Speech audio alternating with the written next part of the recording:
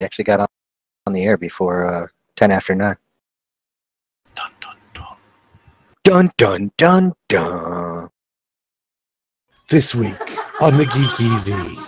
Laughter in the background. And we Hey. got Firefly in the chat. Firefly in the chat. But hey, we're here. We're live. And I don't know. Whoa, dropping frames left and right. What the heck? We are still loading. Wait, they're back. Yeah, that was weird. And Robot. Having some technical issues. And we're back.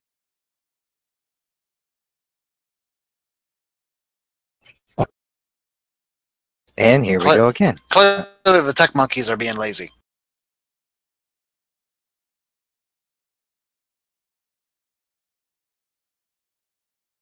Let's just go ahead and Clearly. refresh Twitch. Refresh the Twitch. And we got video output low. We got one person watching us on on YouTube. And let's do those opening things and see what happens. To the YouTubes.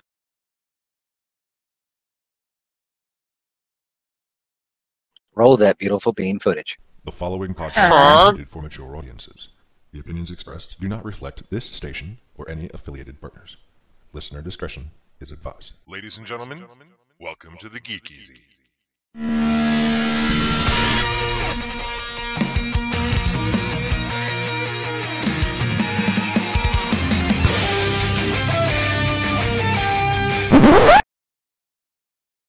And there we go. I haven't finished the animation, so I just have the 24 seconds. Don't feel bad, folks. That animation hasn't changed much in like half a year. I thought last week was a sneak peek and we were going back to the regular credits for now. Yeah, last week was a sneak peek, but we forgot one important thing. Adam is lazy. I'm not. Oh my god! Really? I just picked up another commission. I'm not lazy. Well, let's rephrase that. It's not that you're lazy, seeing as you're picking up commissions. You just ain't doing them. No, I'm doing them. I can pick up commissions all I want. I just don't do them. No, that's not true. Actually, I have to do some voice recording for the animations later this week because I play a rabbit. Who knew? Rabbit. Wascally Wabbit. I do. I play a rabbit. Wait a minute. Are you a part of the Voice Actors Guild? No, I am non-union. You're not part of VAG? No. No, I am non-veg. Well, maybe this will get you into veg. Could be. And then you can join the Voice Actors Guild. I thought you had to be in the voice actor. Never mind. This is going. Wow. Seriously, we sexist. What? We're just talking about voice acting. It's true. But breaking up. Yes, I don't. Oh man, I missed. Breaking up is hard to do. I miss the other servers. Oh well. Well, it wasn't perfect. No, but it was still. It sounded better, and it worked a little bit better than this time. I don't care what Don says. He can defend Discord all he wants.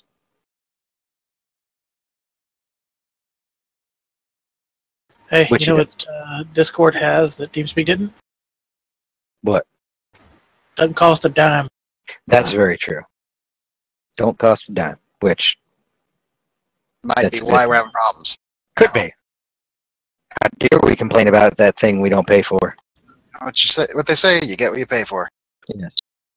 Well, let's see. Start off. I mean, I guess it is kind of geeky, but it's sad news and all the way around, just because it's geeky in the fact that it's science and social and all that kind of stuff as well. The last male North white rhino has died. He was actually euthanized because of an infection that was deteriorating rapidly. But I read the whole story and it's sad. But there's like no course of action now. That species is like one more step towards extinction. There are 2 females left, and one of them is completely sterile. So they have the option of trying to retrieve eggs and do in vitro fertilization. I guess they have some samples from the male that can do that, but the dangers are whether or not the fertile female will survive because they've never done egg extraction from a rhino before, and they're worried about killing her because if they kill her, the species is doomed. It's pretty much doomed anyway. There's not enough to make a valid population. Well, all depends on how good cloning is. You have to have enough of variety in there, otherwise you're gonna go from white rhino to dude rhino. Well, I mean, Actually, there are you would want bad cloning so that there's lots of genetic drift. true, but there are still the southern white rhinos, which aren't exact, but I mean, you could pull DNA from those. Do a little Jurassic Park action. Uh-oh. I know how this ends. With Jeff Goldblum dropping water on my hand? Yes.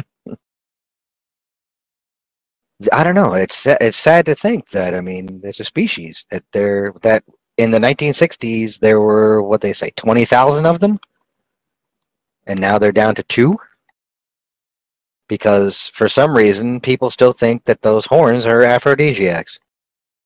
Humans are idiots. Yes, we are.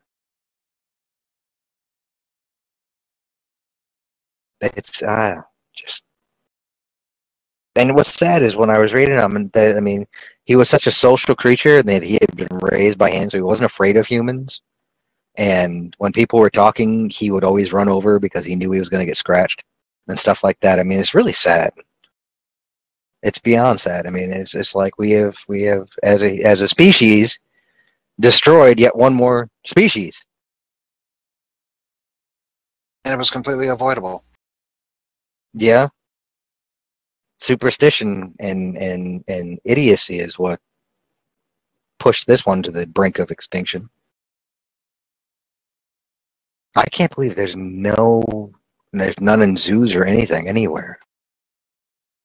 It might be a case where they couldn't actually, have them in captivity. Some animals just can't be. True. I mean, they are a subspecies also. Who knows when they were even identified as a subspecies? Which is why I'm just curious whether or not they could actually kind of slowly bring them back using the southern white rhino as some genetic differences and stuff. I don't know. And other sciencey news. What did I read? Where did I read it? I can't remember. It was some big science thing that the idea of cloning a mammoth is still in the works and bringing the woolly mammoth back. I'm just not sure how that's going to work. I'm just not sure what the point would be. I guess to prove that it is possible to bring something back. No, I think they've done that already. Just not to that size. I'm just picturing, woolly mammoth, I don't know, calf or whatever would be born, and the first thing it does is goes, crap, it's hotter now than it was before! Yeah, I mean, the only way to do that would be to gestate it inside of an elephant, and elephants just don't live where, well, they don't live naturally. I guess they'd have to use a domesticated or a semi-domesticated elephant to gestate the embryo, but unless they do, because when they're talking about if they were to do the rhino, they would not implant. They would actually use either one of the southern rhinos as a surrogate, or they'd actually grow the embryo outside of a female rhino, and they would do it completely in the lab. But I don't know. It's disheartening to think that. Yet, I mean, it's just, I don't know. Toys R Us and now the white rhinos. Yeah, well, Toys R Us was also something that was completely avoidable. One of my friends told me KB Toys is coming. It is. With Toys R Us on the way out, KB Toys is returning. Not right away, but they are saying it's coming back. Also coming back, Daniel Bryan has been cleared to wrestle again. Meh. That's All how right, I feel. none of y'all follow wrestling. Nope, that's a burrito thing, and the rest of us really don't care. Well, honestly, the end of his original assumed end of his career was really sad. He had a bunch of concussions, and supposedly there was lesions forming in his brain, and so he had to retire. But he's been going to specialists all over the world and everything, and even finally the WWE's doctor has now signed off and said that he's okay to resume wrestling. I don't know.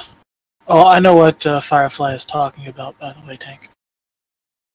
What's that? Maybe I'll tab out on what I'm doing. So basically, there's this phenomenon in the science world called predatory science journals, where basically, if you pay them, they'll publish your paper. And someone, I guess in an attempt to expose it, I can't remember the whole details of it, that they basically wrote up a pseudoscience research paper based on the episode where Tom Paris goes past Warp 10, turns into a lizard, and kidnaps Janeway and has babies. Oh, yes. A terrible episode. I believe it was accepted by 4 of the journals and actually published by 1. Fake scientists. Real scientists would have known instantly what that was about.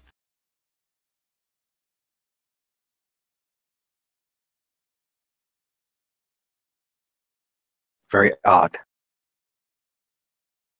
I mean, the predatory research papers things, this is a thing that does exist. It's problematic.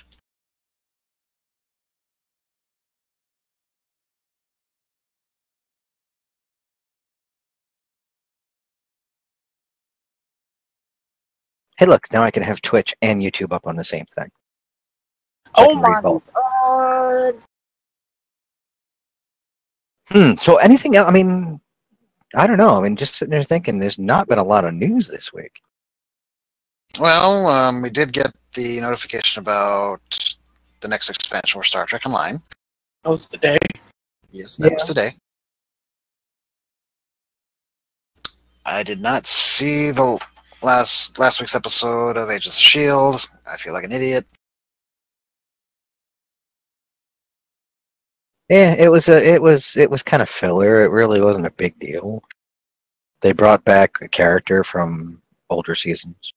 I have not up on S.H.I.E.L.D. Maybe tomorrow.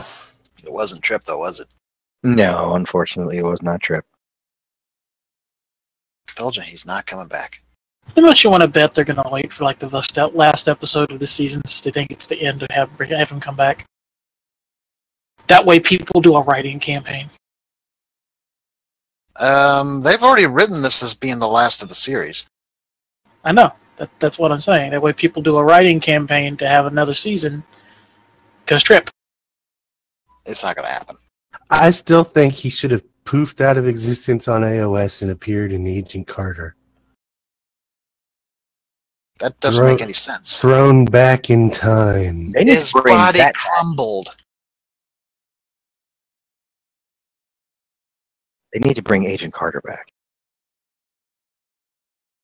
They should have kept that instead of going to Inhumans. You know what, though? I've actually gone back and watched a couple of, I think I'm on episode 4 of the Inhumans, and it's not as bad as people are making out to be. I mean, it's not on par with Agents of S.H.I.E.L.D. or the Netflix shows, or even Agent Carter, but I mean, it's not horrible. It's just it's kind of obscure. It's kind of like DC going on to make the New Gods. It's like, why? I could see them doing the New Gods after Justice League 2, where they introduced Darkseid. Or they should have. You know what? The more I read about the crap that Warner Brothers put that movie through, and that Zack Snyder had it as a 2-parter where it was going to be kind of like Infinity War, where Steppenwolf was the first step, and then Darkseid would have shown up at the end of the first one, and they would have had to deal with the big bad and not just as one of his henchmen. And then it would have been Darkseid versus the Justice League, and Superman would not have returned until the second movie. And the ridiculousness of Warner Brothers pushing way too hard instead of building. It's like, oh, this committee crap has got to stop with them. Not that it was a bad film. It wasn't a great film. It could have been so much better had they just done what Snyder said to do originally and do it as two films. Well, you can't leave it on a bad note. Why? The Empire Strikes Back left on a bad note, and it was one of the best sequels ever made. The problem is that DC hasn't learned to take, a secondary or not so popular character and just have a fun outing with them. Well, they're doing that with Shazam. There's no way that movie is not going to be funny. They have to. He's the big red cheese. And looking at everything we've seen, from the cheesy looking costume to just it better not be. It better be like Ant-Man, where it was funny, it was lighthearted, it was fun. They can't go the dark route with that character. Now, is Shazam part of the bigger DCU? Yes, because supposedly Cable actually has a cameo in it as Superman. Rumored. Yes, Firefly, haste does make waste, as well we know. I mean, Snyder had it all set up where Darkseid was the big baddie that they were waiting for. And it makes sense that Darkseid, I mean, just kind of like Thanos.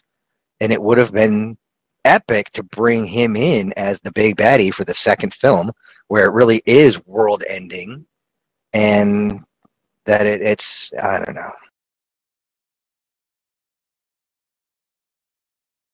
Because, yeah, Steppenwolf was not the character that they needed in that movie. No. He got curb stomped, which makes sense. He should be. Yeah. And they should have had it, and they should have just had that movie end with him getting curb stomped by Darkseid after the Boom Tomb drops him off back in Apocalypse. I think they should have gone with Despero. Every time I hear Despero, my mind instantly decides to do something completely different with that and starts playing Desperado. What's wrong with you? But I mean, many things. Haven't you met me? Or at the very least, talk with me for how many years now?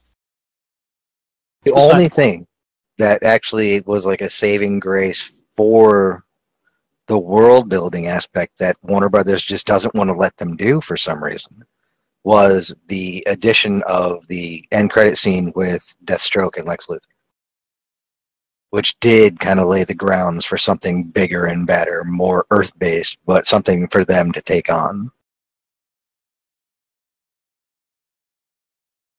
I don't know. With Jeff Johns being the guy who was going to be heading it up and kind of being the Kevin Feige from DC, again, he was neutered by the executives. Hopefully Aquaman will make tons of money and we'll keep getting more movies. But I don't understand the New Gods aspect. Why do that? Are they going for a Guardians of the Galaxy kind of thing? They tried that and failed with Suicide Squad. Suicide Squad was just bad to begin with. Director's cut is better, but still bad. Yeah. Unlike Daredevil, where the director's cut was actually much better than the movie that was released.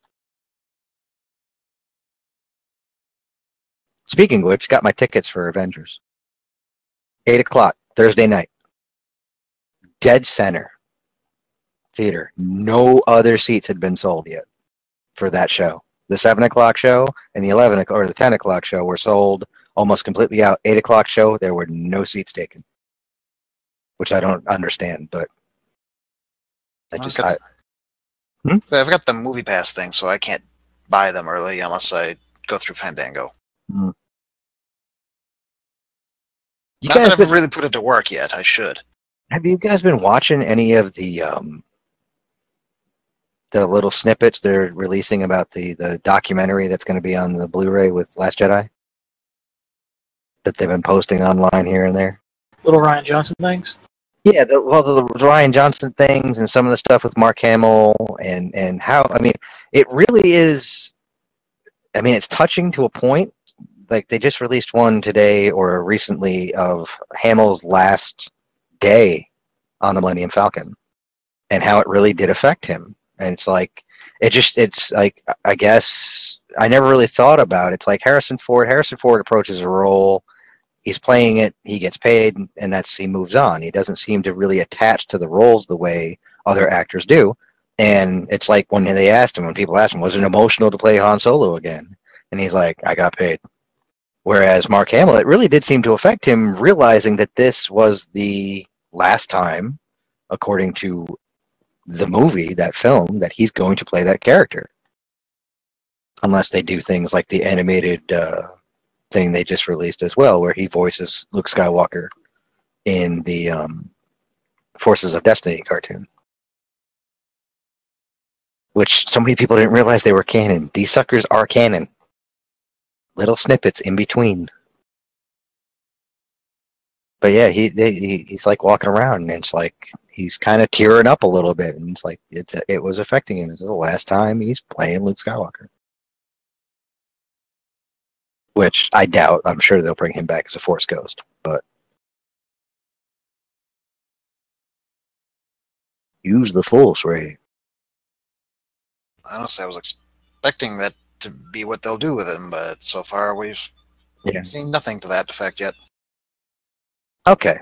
Since really there was nothing going on, earlier this week, I guess one of the Star Wars pages on Facebook, they keep posting these ridiculous videos, and I watch every once in a while to see where they're going with it. And one of them was on Rey's parentage, on all this kind of stuff. And people, of course, there were it was a horrible film and blah, blah, blah, blah, and it was this and it was that. And I was like, did you guys not catch that everything Snoke did was a lie?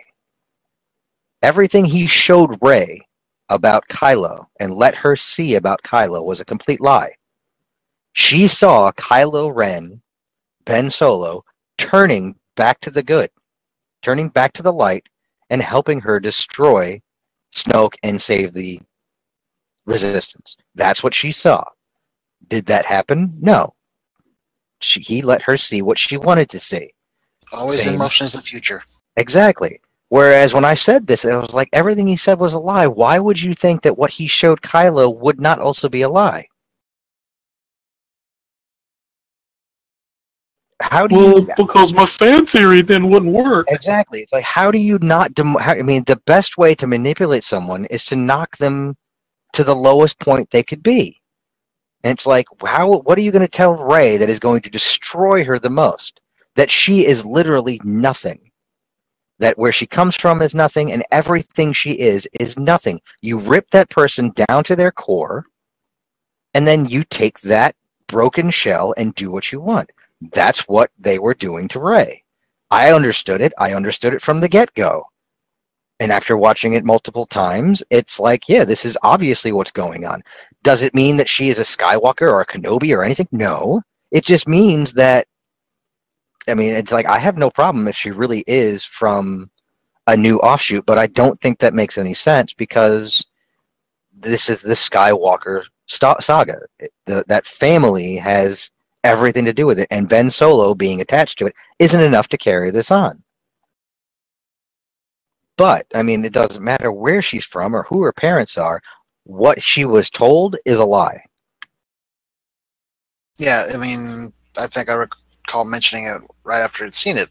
You know, the first show we did after seeing it. It was like, up to that point is like, it was this great revelations, whatnot. And then when he said that, they were junkers or whatever, it's like, that struck me instantly as like, this is a complete and utter bull. Not because I wanted to reject it, but it's like instantly just felt as like, oh, he's full of crap. He's literally telling her a line of crap. And then I had people responding to me because I said the exact same thing. I was like, but she confirmed it. She already knew. I don't think she knew. She didn't confirm it. She said they were nothing. They were nobody.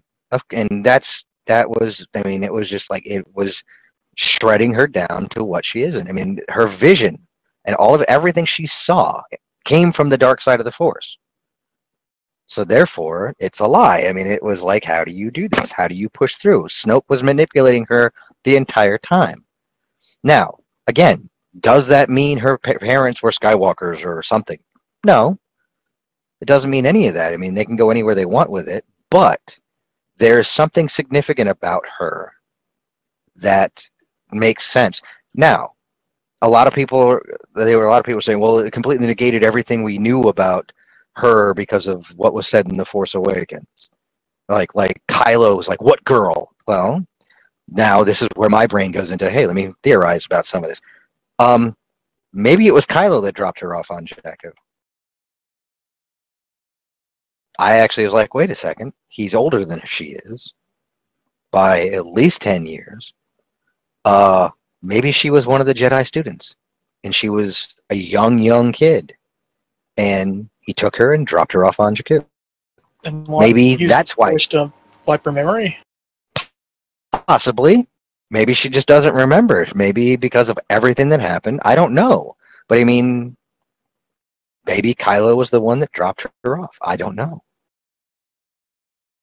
It just fits it fits what we already know to a point that he understood. He knew when they said a girl, and he was like, "What girl?" And he said, maybe he's that Lily. Yeah, that and Han Solo seemed to have a recognition of her, which was odd. Luke didn't recognize her, but he kind of did when he kept asking her, "Who are you?" So, I mean, it was like there was that because he kept pushing her because it was like, "Who are you? Who are you?" And wanted to see if she knew who she was. And there's all these little things that was just like, I mean, you really don't have to read into it too much. They're there. But didn't Kylo have the line something that it is you in The Force Awakens? Didn't he say that to her? Say again? Didn't when they were fighting or something? Didn't he have a line? So I haven't seen the film in a while. I got to watch it again. Where there was a line where he alluded to saying something like "It is you," like he knew who she was. Hmm. I don't know. I got to go back. I'm not sure off the top of my head, honestly. But either way, I mean, I found this funny because a lot of people still dumping on this film. I mean, it's winning awards. It's made a buttload of cash.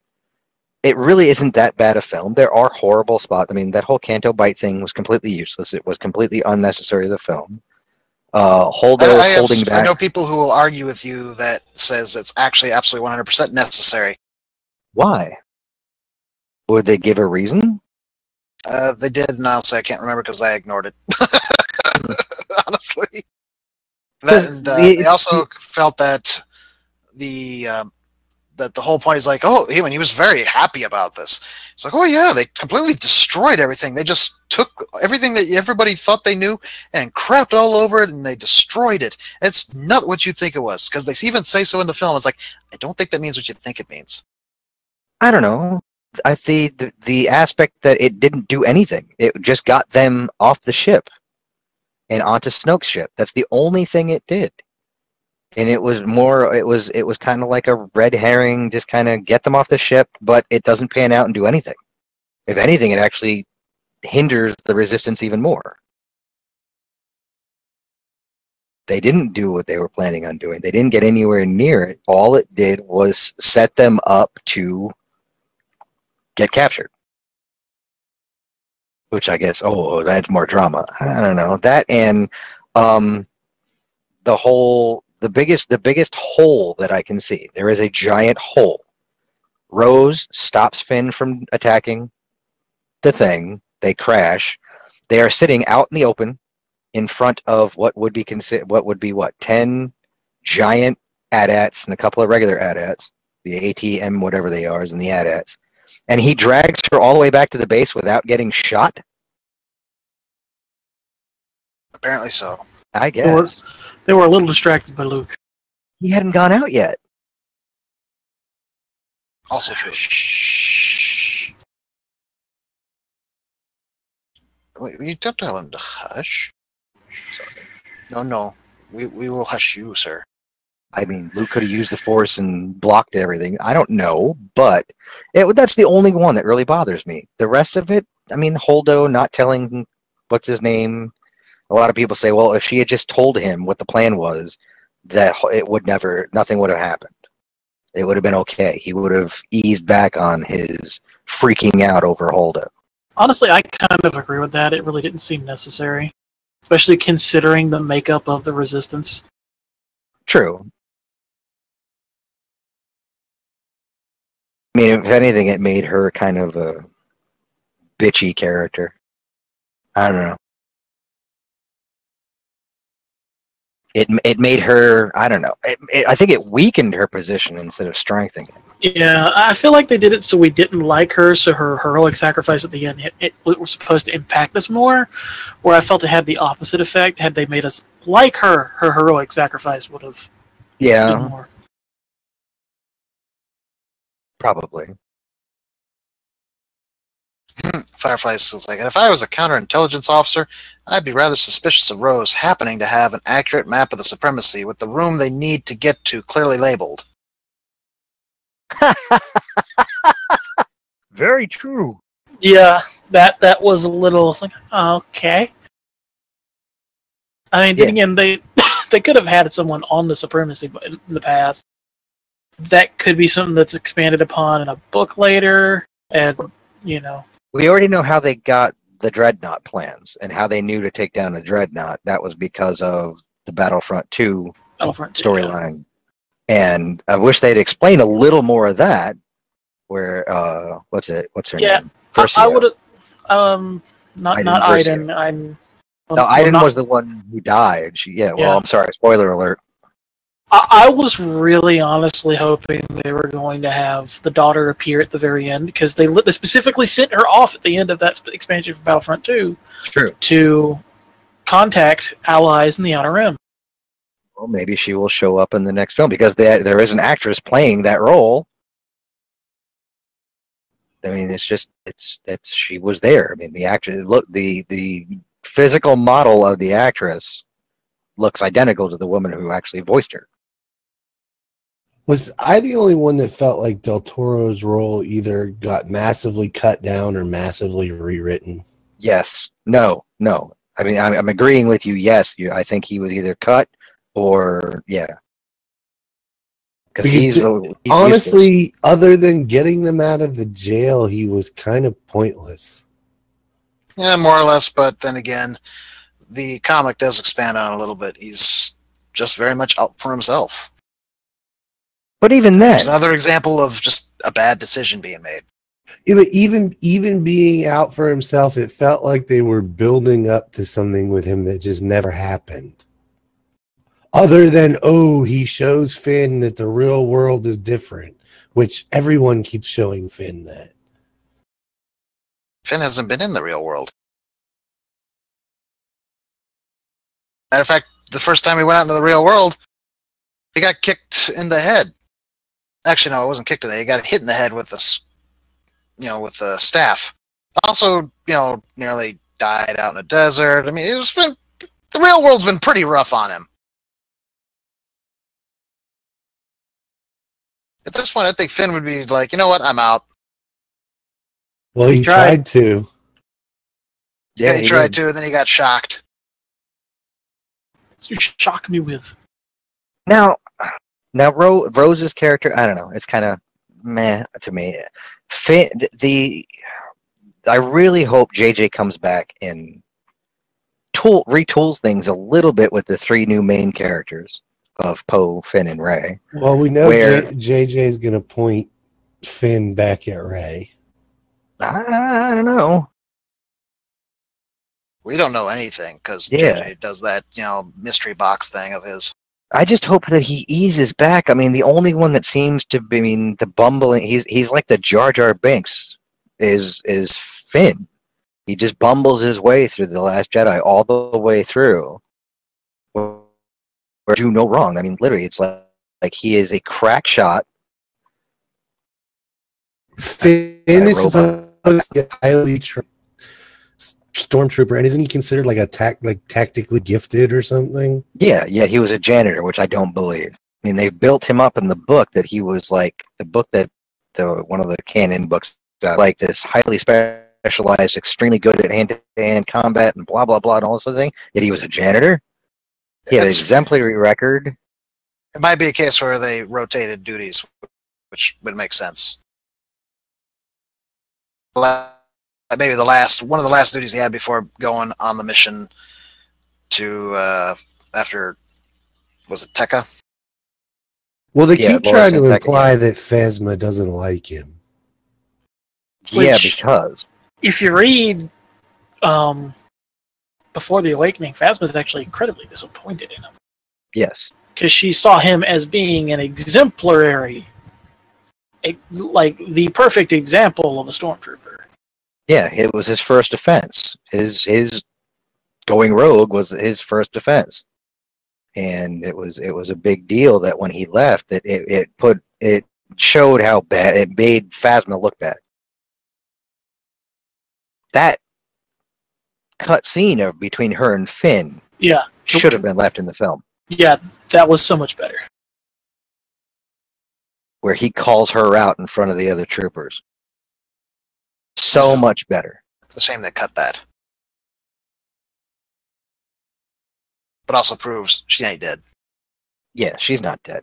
And I hope they give her a lot more to do in the next film. Again, it was Johnson picked when he wrote the film. He was like, well, this character I like, and this character I don't, and this character I like. Obviously, he had a thing for Poe, and he took the thing and so much. I mean, it's like, come on, dude. 2 shots and you're blowing everything up? Really? Take out all of the external weapons on a friggin' dreadnought? I mean, you put him in an actual, which he has proven thoroughly that he sucks at. Which has also been proven in the comics. He's not really good at that. He even had his fighter stolen from him. Mm-hmm. Matter of fact, I just picked up the latest one today. Oh, is it out? Mm-hmm. Okay. I've been enjoying the Darth Vader books. Yes. They've gotten better. The Darth Vader book I'm really enjoying. The Poe Dameron book, I don't like that character. I just don't like that character. It's like everything that was done, like Luke Skywalker was. I mean, he proved himself as a pilot.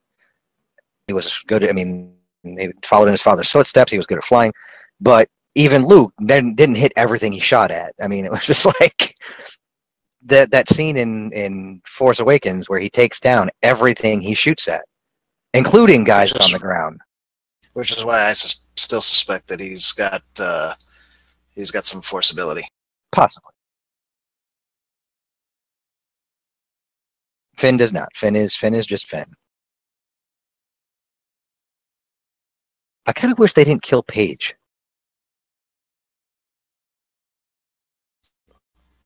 Yeah. Paige was the bomber that was Rose's sister that died. Oh, yes. Well, they had to. They had to make it more emotionally dramatic, I guess. Yeah. Because, again, this was a dumb way to destroy a dreadnought. The next movie won't be about any of them at all. It'll just be about the return of Ezra Bridger. Bring Ahsoka into the films. Well, apparently, with the closing of Rebels, that outfit of hers was very significant. Yes. In what way? We do not know. Gandalf the White. It is nice to know that she survived. She came to them at the turning of an age. I'll admit that is kind of surprising. We pretty much predicted, oh, she did. No, we knew she wasn't dead. No. we predicted up to the point, they showed that she wasn't dead, that she was going to die at the end of the series, and then she didn't.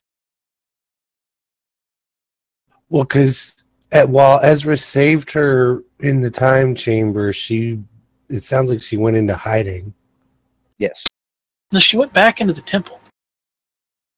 Yeah, we did see her do that. Matter of fact, there's a shirt you can get apparently that has her walking into the temple. It was worn a few times in the last couple of Rebels recons.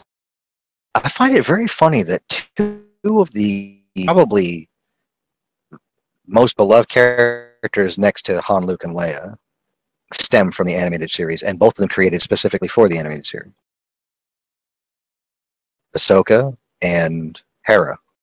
What's funny is Ahsoka was hated when she appeared in that movie. Yep. Everybody Ahsoka, couldn't stand her. Ahsoka started as like the most hated character next to Jar Jar. And- Maybe next to the baby Hut from the same movie. But, you know, now she's one of the most well loved. I'm just curious whether or not her and Skywalker ever met up. Would she have sought out the son of Vader? She had to have known who he was by that time. Not necessarily. By the end of Return of the Jedi, Luke Skywalker, savior of the rebellion, I'm sure she knew who Luke Skywalker was. She may have had suspicions, but it wasn't admitted that there was a relation until at least for Leia. I don't recall if they both mentioned that Luke said that yes, he was related to Vader. Well, but I think it would all came out at the same time. Yeah, I think it did. The other thing is the Sabine's voiceover at the end doesn't imply that she participated in the rebellion. True. I don't see why she wouldn't, though. Well, the white costume might explain why she wouldn't. Possibly. There's just so much out there right now, and it's going to be interesting to see, because Rian Johnson, I guess they already started working on his trilogy that he's going to be doing outside of the Skywalker saga. And we've yet to hear whether or not they're going to do an Obi-Wan film. Han Solo comes out in a month and a half. I 2 forgot months. about that movie. I'm actually I want to go see it now. I mean, it's Star Wars, man. It's like candy for me. I don't care. I mean, it's like pizza. Even bad Star Wars is still good. It's still Star Wars. I don't know. There's bad pizza that is not. Well, it's not like I'm going to that be eating is Papa John's. bad. That's true. Firefly's like, I'd be amused if that line about her outfit being important was a deliberate red herring. Honestly, no. They don't do that. I'm not saying that they don't try to obfuscate things, but they don't do the deliberate red herrings like that. They just straight up say, you know, it has nothing. It doesn't mean anything. Or, yes, there's meaning. And then they leave it at that. Why do I have to be broke when the massive Toys R Us going out of business sale starts tomorrow? Oh, guess Well, I know where I'm going. Wait about a week a week or two, and maybe that'll the prices will be down lower. Wow, they're clearing their sales start tomorrow and run through June. Yeah, that means it's only going to be like 10-15% off in the first week or two. The good sales won't start. My guess is this company that wants to bring back KB Toys is going to inventory. Well, we'll find out. We'll see. But Contract to man. the suppliers. Speaking of toys, as I understand it, Amazon is looking at quite a few of their stores. Yeah, it saves them money to build the brick and mortars for their own. true. Speaking of toys, this has popped up here and there in other channels that Wolfie is aware of. The high-end elite collector toys that are out there, like Hot Toys and some of the other ones where you're looking at like $500 for an action figure or something stupid like that. Are they douchebag toys? Are they toys? I Just think they get buy? bought by douchebags. I think there's a difference. I mean, I don't know. I mean, it's just like I like just the regular $6. I mean, even the $20 Black Series from Hasbro. I like those figures because they're affordable to a point. They're not crazy over expensive, and they look fine. But then you get like the Hot Toys, and what's the other one that's out there? The what's the other company? Sideshow, where it's like, oh look, you can get this premium 18-inch figure for $400. $1,000. Yeah, and I'm like, why? Why is it $1,000? I think the big problem is that you spend that much on a toy, and whether you're a douchebag or not, it triggers douchebag behavior because you want to tell people. Yeah, I don't understand. I know how these things are made. Even I mean, yes, they got to pay the sculptors, and the sculptors that do this, I am never going to sit there and say that these guys are not beyond skilled, because they are incredibly skilled. And the artisans and the people that put the costumes together and all these things, they do an incredible job. There's a monstrous amount of work, but I still don't see how that factors into $1,000 a figure or more. Well, they don't make a whole lot of them, right? No, they are limited runs. But unless you destroy the molds, a limited run means nothing. And, I mean, you'd have to delete all the digital files because they're all sculpted digitally. You'd have to destroy the molds. You'd have to destroy all I mean, everything associated with it. It's like, well, we're only going to make this many of them until we sell out in 10 years later, or 5 years from now, we want to make more. I mean, yeah. That's kind of like buying a brand new Blu-ray at Walmart or Best Buy or something, and then coming back 3 weeks later and it's in the bargain bin for $10 less. It's like you feel cheated. It's like, well, I mean, if it's going to be limited, it's going to be limited. But I don't understand the aspect of the only reason for that is bragging rights. The only reason for that kind of thing to exist for a collector is to say, well, look, I spent $1,000 on this figure, and I don't know. I just find it really weird. As someone who's done toy building and toy collecting and stuff like that, would I mind having one? No, I think the Obi-Wan Kenobi sideshow figure is incredible. I think it's actually beyond incredible. But could I see myself spending a week's worth of pay on one action figure? No. Without giving any hints as to who it is or anything, I will say I think you might be colored by who was posting about that. No, actually, I've seen other people posting things about this before that.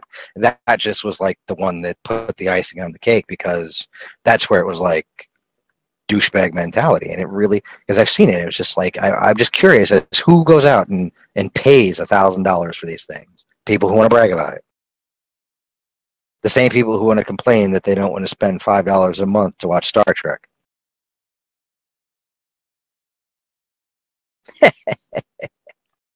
Now, we're having issues dealing. I say we. I'm using the royal we.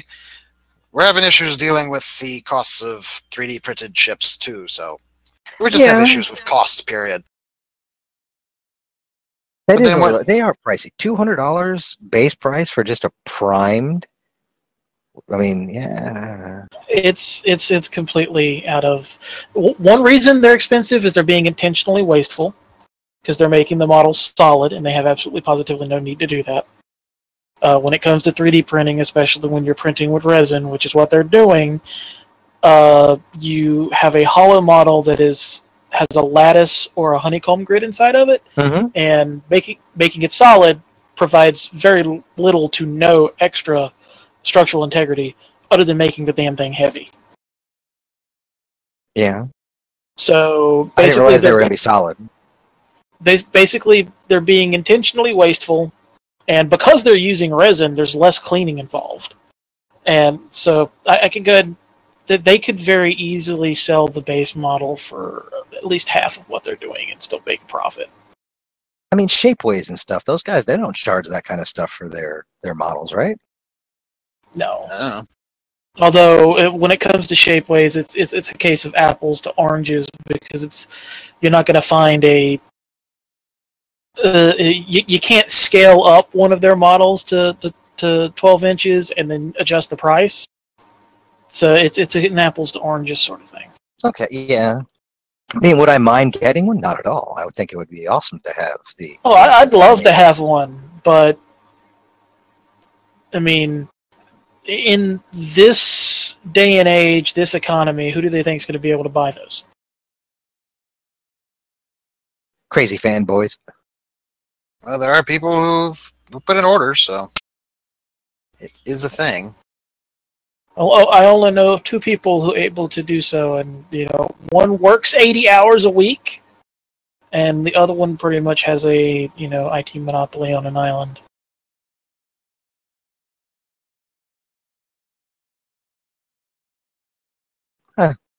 Either way. I mean, would it be nice to have an Enterprise F model? Sure.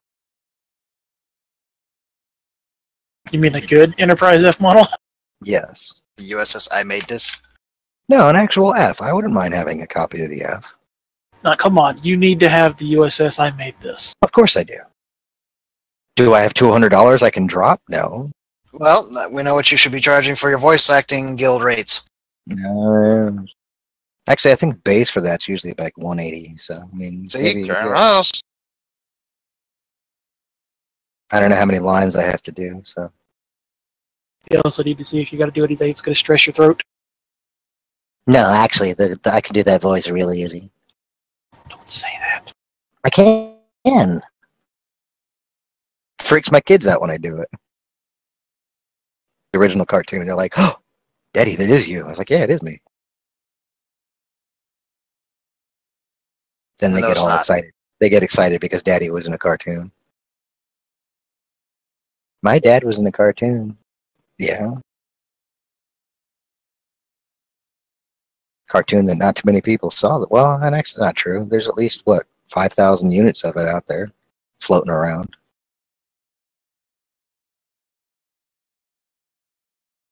But that's neither here nor there. Speaking of cartoons, you guys, I mean, I've yet to watch the Rebels Recon, but I've watched the entire second season of Forces of Destiny. I was very surprised they had a Finn and Rose one.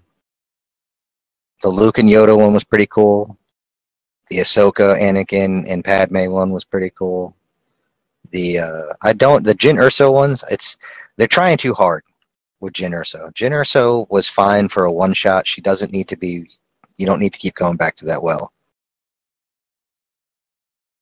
because it only makes her death later. I mean, because the character. That there's not much you could tell about her.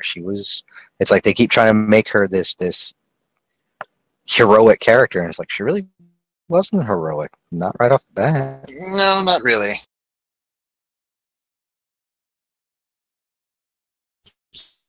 Kind of. Well, she's just kind of a terrorist. To be fair. Firefly. How on terror did someone think Men in Black needed a reboot? Because it's Hollywood. Everything must be rebooted. People don't want to see new stuff. They want to see the old stuff again and again. Look at us with our Star Wars. People are frightened of change. Yeah, I don't understand that. It's exactly the same. Why did you change Star Wars? I don't like change. I like change. I don't like change.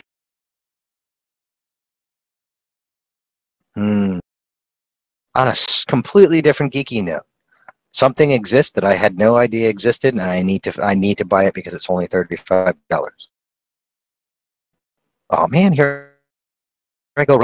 I didn't notice that. Oh, okay, because I keep watching my voice connected drop down to red.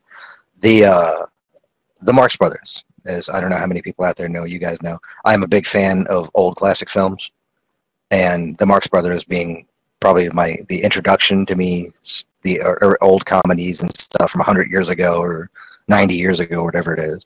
But the Paramount versions of their films, the 5 films they did for Paramount back in the 20s and 30s, 28, 29, 30, 31, 32, 3, I do believe, or 34, are now completely remastered from original negatives and stuff, 4K remaster on Blu-ray. And one of the films, Animal Crackers, which was their second film, based on one of the plays they did on Broadway and vaudeville, it's a version that no one's ever seen before, because every version that we've had on any media or on television or whatever has been the censored version that was shown here in the States.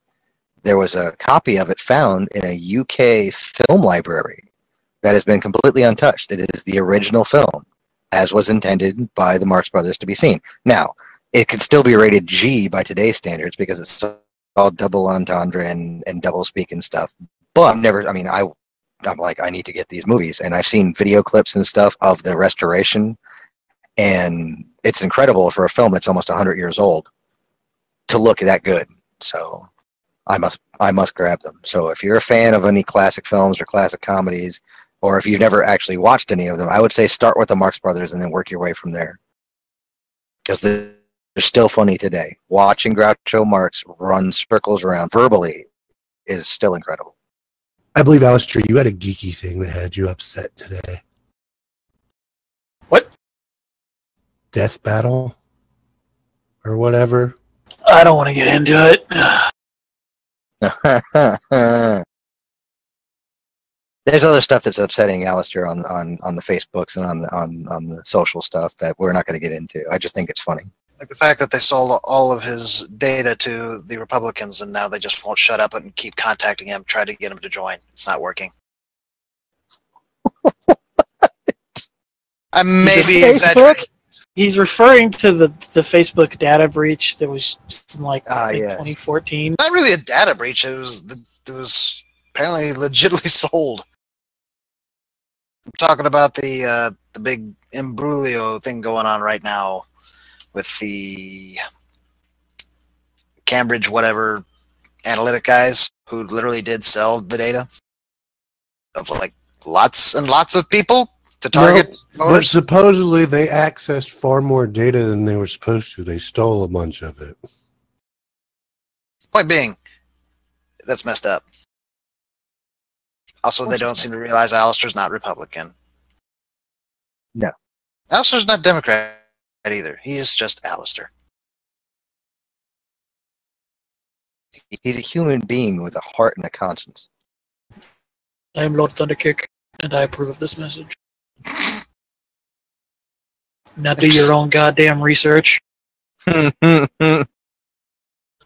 just picturing, I am Lord Thunderkick, and I like to cuddle. I still remember the time I thunder kicked Lord Thunderkick. And it didn't work, did it? Maybe. The time you Thunderkicked Lord Thunderkick, and Lord Thunderkick backhanded you and you disintegrated? Which was kind of hysterical, admittedly. This is not how I thought this would go. You know what I watched the other day? Speaking of backhanding and stupid stuff, I watched Leroy Jenkins the other day. Leroy! For no reason I just wanted to watch it, and it's still funny to this day. Leroy Jenkins!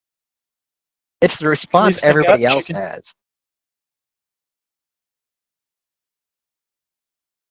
Yeah, in retrospect, you do realize it was all staged, but still, it is funny. Like, wait, what? What's he doing? He just ran in. It's still funny. It was kind of like the Charlie the Unicorn video. That's still funny to watch. Yes. We're going to Candy Mountain, Charlie. Look, it's a magical Leopleurodon. Oh, they took my kidney. The way they ended it, yes. Hi, Charlie. Shun him. Shun the non-believer. That and, the Juggernaut bitch. I can watch that to this day and still laugh my butt off. Oh, you got my head, Charles. Got my head, Charles. Pimp cane. What? We've used that in Stowe. Yeah, between that and He-Man parody number 3. It's if you don't know what I don't have a link to it. It might not be on YouTube anymore, but look up He-Man parody number 3 about the Thundercats, and it's funny. Not as funny at the end, but the beginning is funny. Just Skeletor's lines are funny. Let's see. Fireflies say he ran across an opinion piece where an apparently former Marine tears into the idea that games are training tools for weapon handling with extreme prejudice. Well, he has every right to do so because it is stupid. I have yet to come across, during my time when I was in the service, a private who was able to completely disassemble, reassemble a rifle or pistol without first looking for a controller and have to push triangle.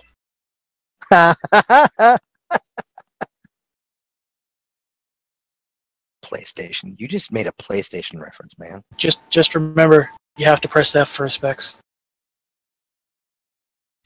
Well, it depends on which game system they were trained on, man. Come on. Yeah. PC Master Race. Every private's different. Not all of them are PC Master Race. Look, we're talking about Marines here, not Air Force. Okay, then they only had Super Nintendo. Oh! Well, Alistair's leaving, but the Atari... Yeah, the Atari is coming back. Always. The Atari is coming back. And not only is it coming back, but it's coming back all kinds of nostalgic ways. So it's like, hey, we're Atari. We're bringing back all the stuff you can get on other things that are gonna do all the stuff that this. Yeah, the Atari box is so dumb and so pointless. It's like they're every other thing out there that can do this sort of stuff already has all the games you want. Well, they haven't announced what kind of games are going to Give us money, guys. Atari at this point is just pretty desperate for money. I mean, they recently tried crowdfunding a game. Atari tried crowdfunding a game. But have they announced any kind of games that's going to be on this thing or what? I just thought they just announced the actual name and everything. As far as I'm aware, it's not even going to be a game system. It's just going to be like a home entertainment system that turns them. They announced it a long time ago, and their details are finally starting to come out. But supposedly, it's going to be in HD. It's going to have a lot of the old Atari games, and you're going to be able to play like Android games on it. It's another Ouya. So basically, it's gonna hit the ground limping. Pretty Most much. likely. And it's really funny throughout all of this, Nintendo just still keeps being Nintendo. I still want a Super NES Mini and an NES Mini. With like Xbox. You know, I was thinking about this the other day. How come Apple didn't jump into this fray? Because you can't make it look sleek. But I don't know, you could, but it's just with like you got Sony. Have you heard of a little Microsoft. failure called the Pippin? Did Apple do one? Yes, look up the Apple Pippin. Pippin. As in like The Hobbit. Too much P in that. I don't know, it's just the Pippin. It was a 5th generation video game console, stylized as Pip Pen, with the I in Pip being lowercase and the I in Pin being upside down. I'm You gonna like their sales? And it was apparently a joint thing with Bandai. It was available for 1 year. Sold 42,000 units. Retailed for $600. And that, by the way, is my reason for why Apple hasn't gotten into this. There you go. There is no way Apple can create a console with or without proprietary hardware and sell it for an Apple price, because nobody would buy it. No. Well, I stand corrected, because I always like it's really funny that Microsoft not only jumped into it, but jumped in and was like there. They were like, here's the guns, check them out. Halo. Yeah, it was just like this is. I mean, it was like they They've destroyed had some Nintendo. stumbles. They did. They stumbled here and there, but I mean, nowhere near as bad as Nintendo did. Yeah, they definitely stumbled, like, sudden meltdown. I think the Wii was like the stumbling block. Had No. Nintendo. No, the Wii actually The was Wii wasn't. It was the Wii U. Yes. Yeah, the Wii saved Nintendo. The meme, there was a meme about the Wii called where basically it prints money, and there was a reason for that because it printed money. But yes, I will step away for a minute now. When I get back, I actually have some stuff I want to talk about that is video game related. So keep talking amongst yourself. We The will. Wii U, the Wii saved Nintendo. The Wii U nearly killed it again. The Pippin only had 18 games / applications when it was released in the US. No, it is. It's fun, yeah. Well, speaking of Apple and stuff, we've had this conversation on. I mean, it's between Apple and Android and Google and all that kind of stuff. The big, as an Apple user, I would never buy a $600 entertainment center thing from Apple. I wouldn't. I mean, I don't own an Apple TV. I have an iPhone and I have an iPad. That's the most I've got, and that's what I've got, and that's what I'm using. Not to say I don't have Android stuff in the house. My kids, all three of them, have Android tablets.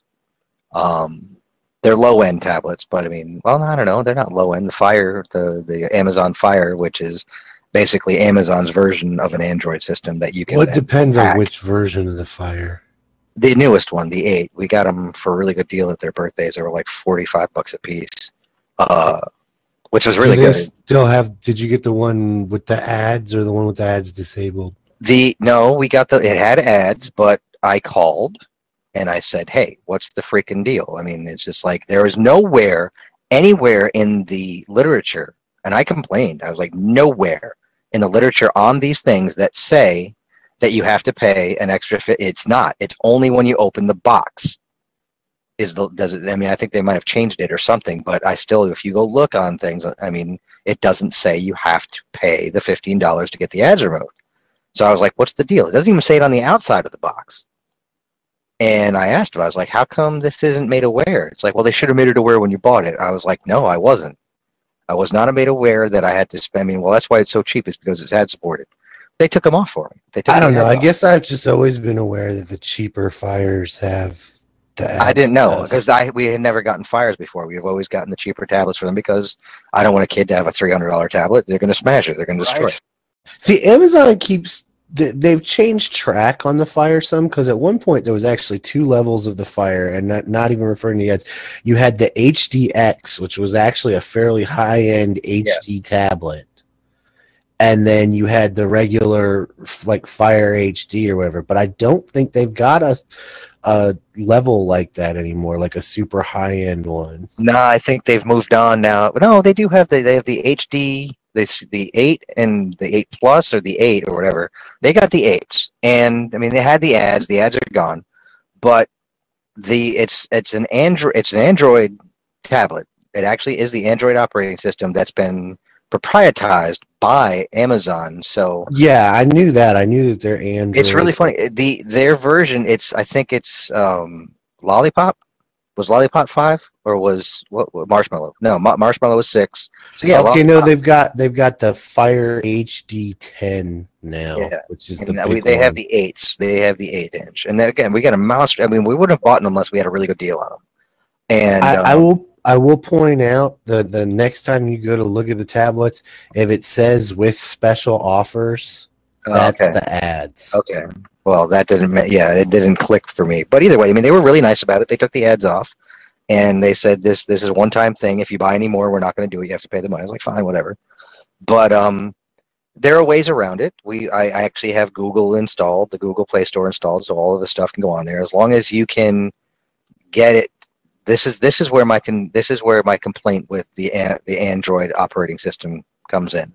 Unless you buy the super high-end phones or tablets, you're always going to get it's going to be a finite version of the Android operating system.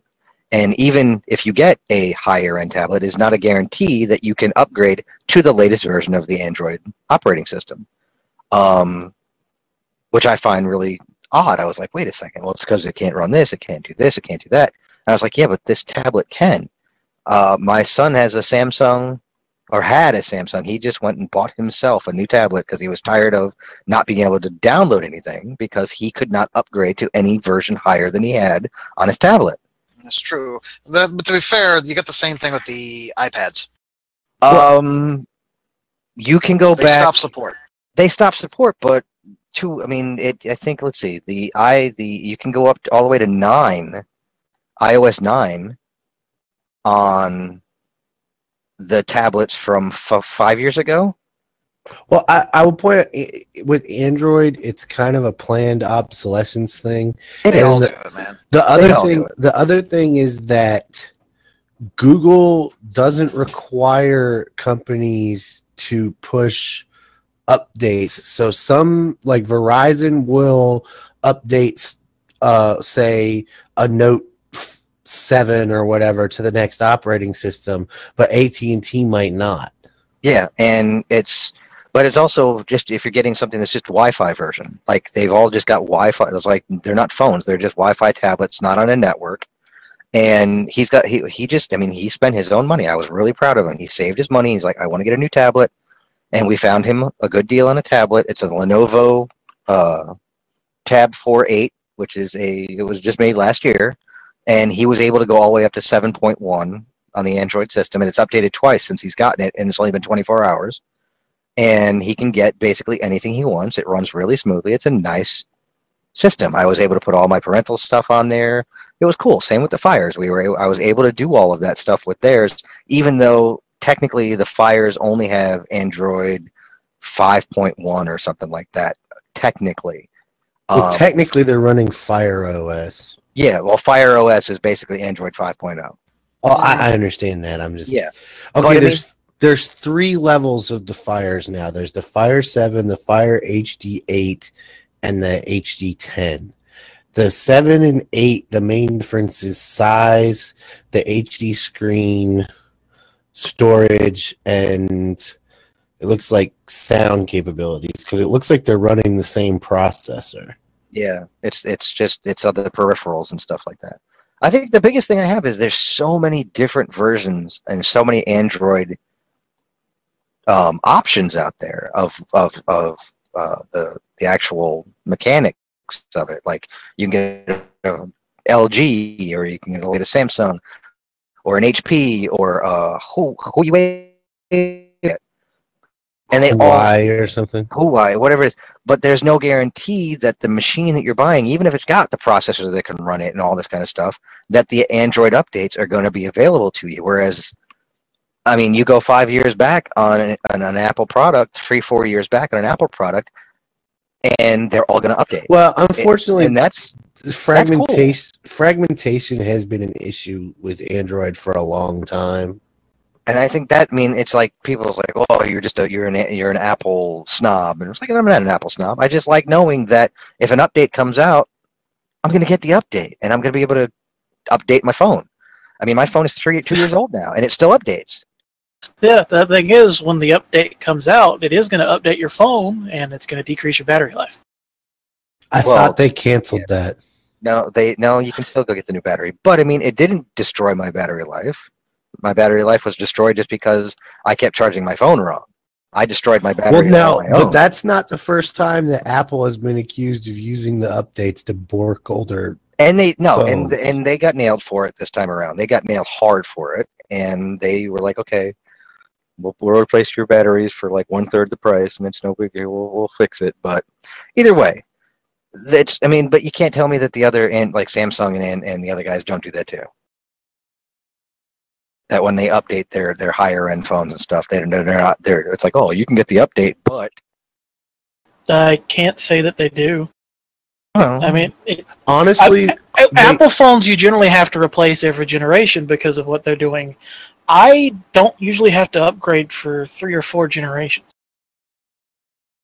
I think if you want the newest and best, you have to upgrade it. But I think one of the reasons that it doesn't necessarily happen on the Android side is there's a far bigger community of people that, whether it's legal or not, are rooting their phones and, installing custom versions of the OS or installing the vanilla version of the OS as opposed to the Samsung skinned one or the LG skinned one or whatever. Yeah, I'd actually just bricked my old tablet. I've got one that has been laying around. It's like a 4-year-old, 5-year-old Android tablet, and I just wanted to see if I could do it, and I bricked it. You done did it. Well, I mean, nobody used it. It just sat on the shelf. I mean, you couldn't do anything. It had Android 4 on it.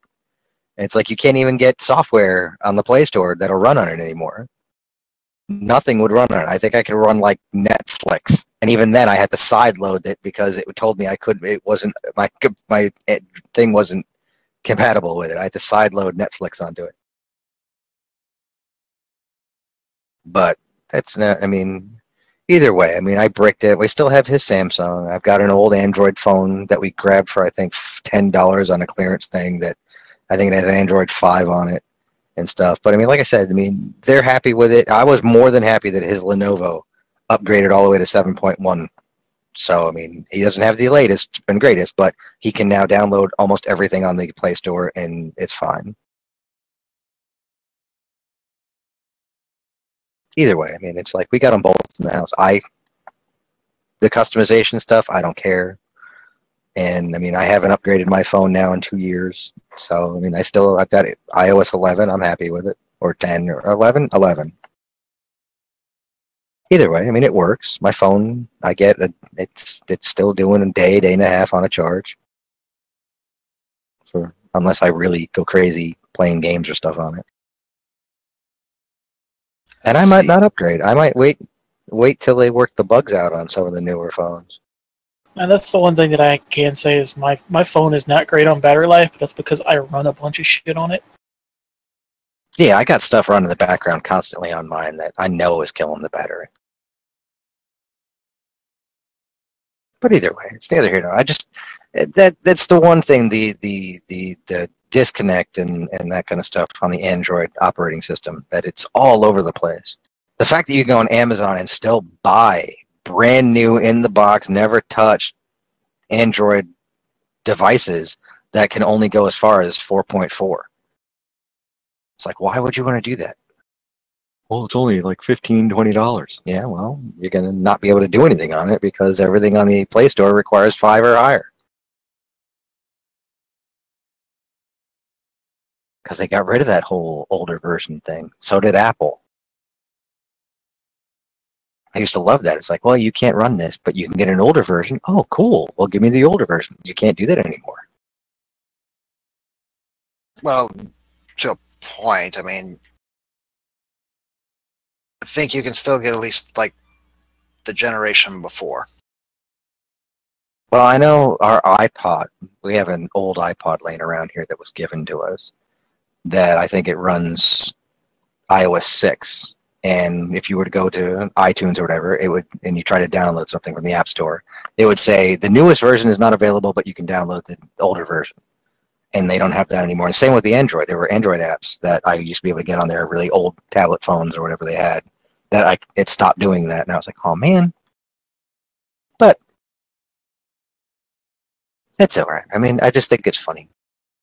I just want a phone that unfolds. I want an LED screen, a foldable LED screen phone that is kind of like from the Earth Final Conflict, where it's just like a stick that you pull out. That'd be cool. I want my TOS communicator phone.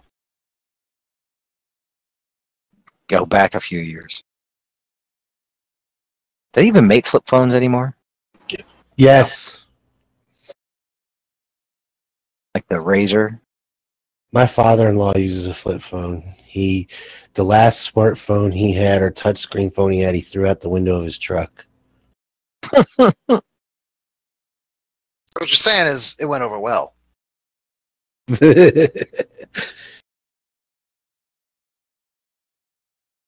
I love this phone. Out the window. Yeah, he wanted to share it with the world. In tiny little pieces. Let's see. Firefly's got a couple things here. If anybody's playing Monster Hunter World, the title update brings Devil Jaho, I probably mispronounced that, Devil aka Jaho? the Pickle, the OG Quest Crasher, into the fray. Have fun. And the second thing was Japan plans to have new bullet trains ready in time for the Olympics. Sweet. Meanwhile, Not a bad idea.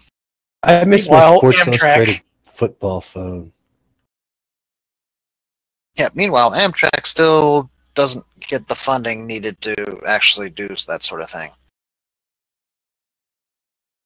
Before Alistair jumps into his gaming stuff, the pickle thing reminded me. Rick and Morty fans, don't hold your breath for season 4. Yeah. Yeah, you peed in the well. Thanks. Who peed in the well? Rick and Morty fans. I don't know if it was them or it was just Cartoon Network. I think it was the idiot fans. It's something. It's a phenomenon I've seen the past like 5 years. Is when a really good show comes out and it gets a really rabid fan base, they tend to kill it.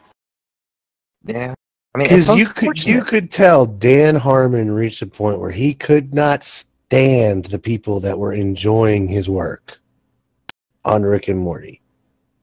And then you got people like me who really enjoyed it and wasn't vocal about it. It was just it's a funny, well-written show. And the problem is that while they were sitting there screaming at everybody else about how they're missing the joke, they were missing the joke. you know what's really sad is Rick and Morty. It's still up in the air. I mean, they're all like Harmon himself and Carton. Nobody's moving forward on this, and yet Cartoon Network still gives us, or Adult Swim gives us, off the air, or as I like to call it, change the channel. Because what is that good for?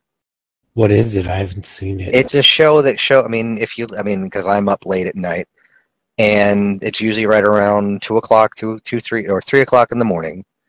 That's when they show all their weird experimental stuff. Yeah, and it's weird and experimental, and it literally is. They should name the show Change the Channel, because it is time to change the channel when that crap comes on. And it was like, well, so much for Bob's Burgers or Rick and Morty. It's like, come on, bring back Space Ghost if you're going to do anything. Bring back like Harvey Birdman or something. Show the reruns of those. I mean, people have watched that stuff left and right. C-Lab, come on, bring them back. Don't give us this. Oh, well, this guy had an idea that if he just sat with his computer with his old video toaster and took a picture of somebody and made it swirl around 1,000 times to some weird music, people will watch that. No, we won't.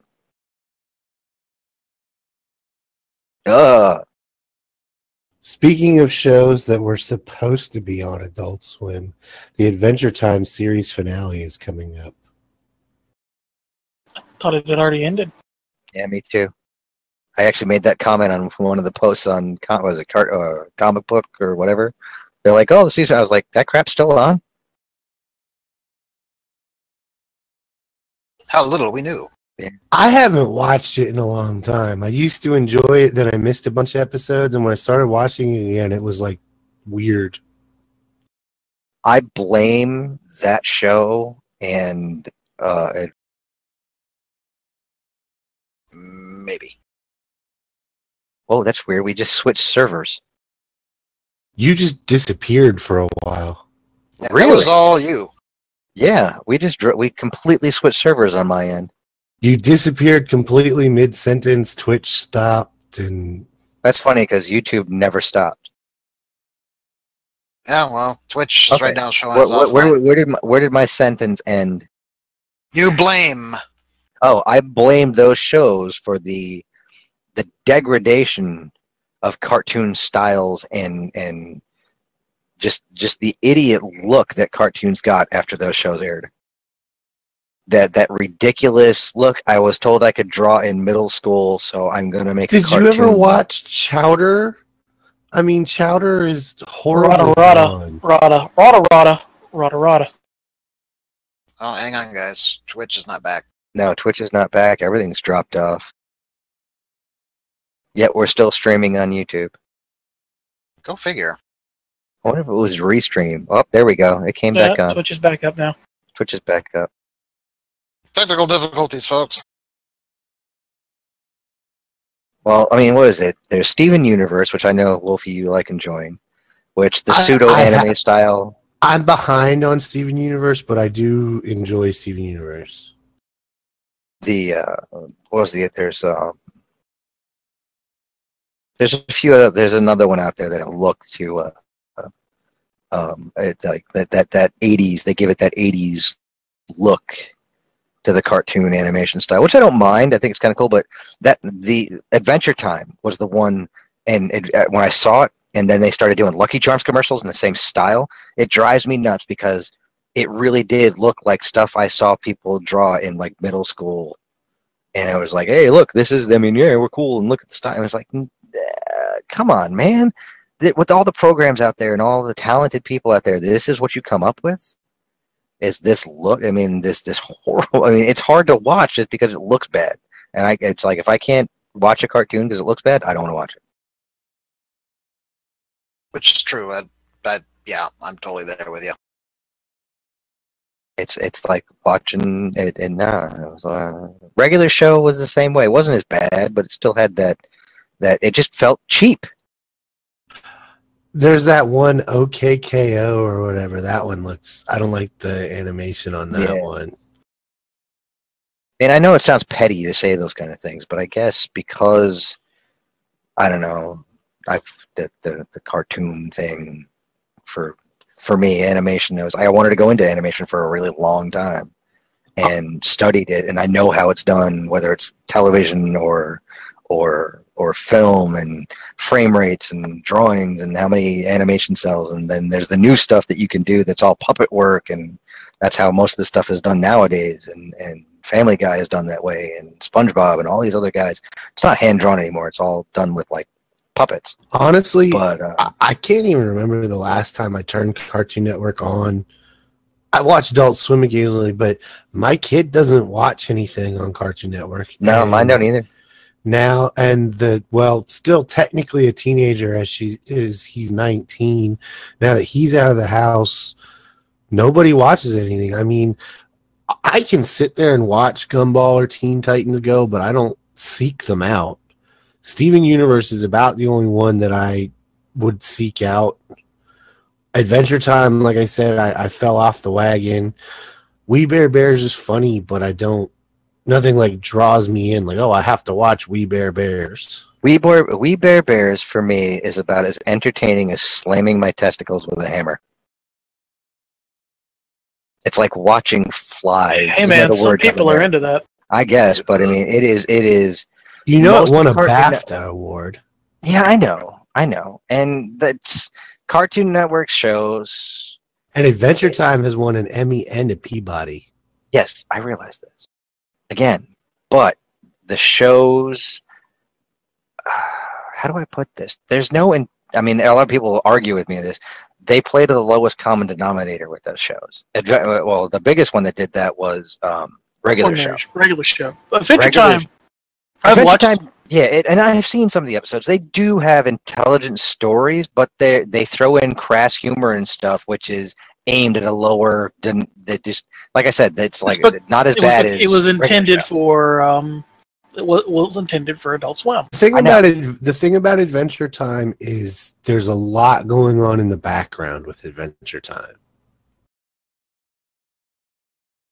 There's a giant overarching, not story, but they use the background characters and some of this stuff to fill in like background stuff about like what happened to the world and how they ended up where they are now and everything. There's some interesting storytelling there, but there's also a lot of dumb idiot humor at the same time. Yeah, and not that, I mean, I don't mind. I mean, I watch Bob's Burgers and I watch Rick and Morty. I mean, they're dumb humor. Rick and Morty, if they don't, I mean, they play to the lowest common denominator. And they try to be intelligent. There is something behind it, but the humor is crass, crude, and socially unacceptable. But again, it's on Adult Swim in the middle of the night. I'm just glad that Clarence show seems to be gone or going away. I never liked that one. Is Boomerang still a thing? It's its own. It was its own channel for the longest time, but I have no idea. Yeah, I remember Boomerang used to rock because they had all the old cartoons and stuff on it. I don't know. I guess I'm just an animation snob. Are you also a music snob? No, actually, I'm not. I when it comes to music, not really a snob about it. So you don't care that they're remastering the first 6 Star Wars soundtracks for May the 4th? Oh my god, how many of these things do I have to own? Well, now I'm going to ask you a question about animation styles and everything. So, Yes. what did you think of Cow and Chicken back in the day? Because they were following that Ren and Stimpy feel. And Ren and Stimpy and Cow and Chicken and I was it I Am Baboon or IR Weasel? Oh, yeah, well, that's kind of I- a sub show / spin-off Yeah. of Cow and Chicken. I Am Weasel and IR Bamboo. Yes. The I know what they were what the create I can't remember the creator's name of Ren and Stimpy. That whole pseudo nostalgic 1950s feel he was going for. And it really did have that in the beginning. It was like, oh wow, these are like watching the old cartoons from the 50s. When they were done on the cheap, done fast, and just to get the product out. I understood that, and it didn't bother me. But they were probably the one. I take it back. It was Ren and Stimpy and those cartoons that really did start the ball rolling on animation quality going down visually. You know, it's funny. They rip on other shows for having bad quality. Yes. It's like, didn't you guys kind of start that? Because honestly, Ren and Stimpy animation's kind of crappy. Yeah. Now, Well, I mean, you want to talk about crappy? Look at Beavis and Butthead. sure. That too. Now, what was it? Because I mean, my kids are really getting into the old Animaniacs. Well, even Rugrats did that whole squiggly line drawing thing. Rugrats was endearing to a point because it had visual things that were unique to it. Well, the thing about Rugrats, the camera never went above waist level. Everything was seen from the kids' level. The which I other loved. thing, the other thing about Rugrats is the animation greatly improved as the series went on. It did. It really did. Like if you watch the opening credits versus the later episodes, it's jarring because the credits are so poor in quality compared to the episodes. It's kind of like Family Guy. When Family Guy went to HD and they redid everything, and if you watch the first 4 seasons of Family Guy, they're horribly done comparatively. Now, I think it's funny. Firefly just sat this and he put there, are you pondering what I'm pondering? My kids are getting into Animaniacs. They're getting into Tiny Toons. Animaniacs is supposedly coming back. They are. They're coming back. If you watch Tiny Toons, because they were the first of the Warner Brothers stuff, surprisingly, their animation degraded as the series went on. True. And by the time that was what generally happened with series back then. That's true, because they were trying to crank out as much as possible. Look at when G.I. Joe transitioned to, was it Sunbow? Yes. I mean, oh my God, those episodes are unwatchable. It was it's not unheard of to farm work out to other studios. SpongeBob has done it, and a lot of people complained when SpongeBob's work changed studios of who was doing the animating, because it went from having a unique look, which it really did, to a very vanilla kind of blank slatey feel to it, where everything became, and it's just the way it was animated, because of the way animation programs and animation is now done. It changed to where everything it now can look exactly the same. The character always looks the same, whereas when it was hand drawn, cell by cell, and that kind of stuff, like it originally was done, there was a much more organic feel to it, and now it feels very mechanical. I have a weird relationship with SpongeBob. I love SpongeBob.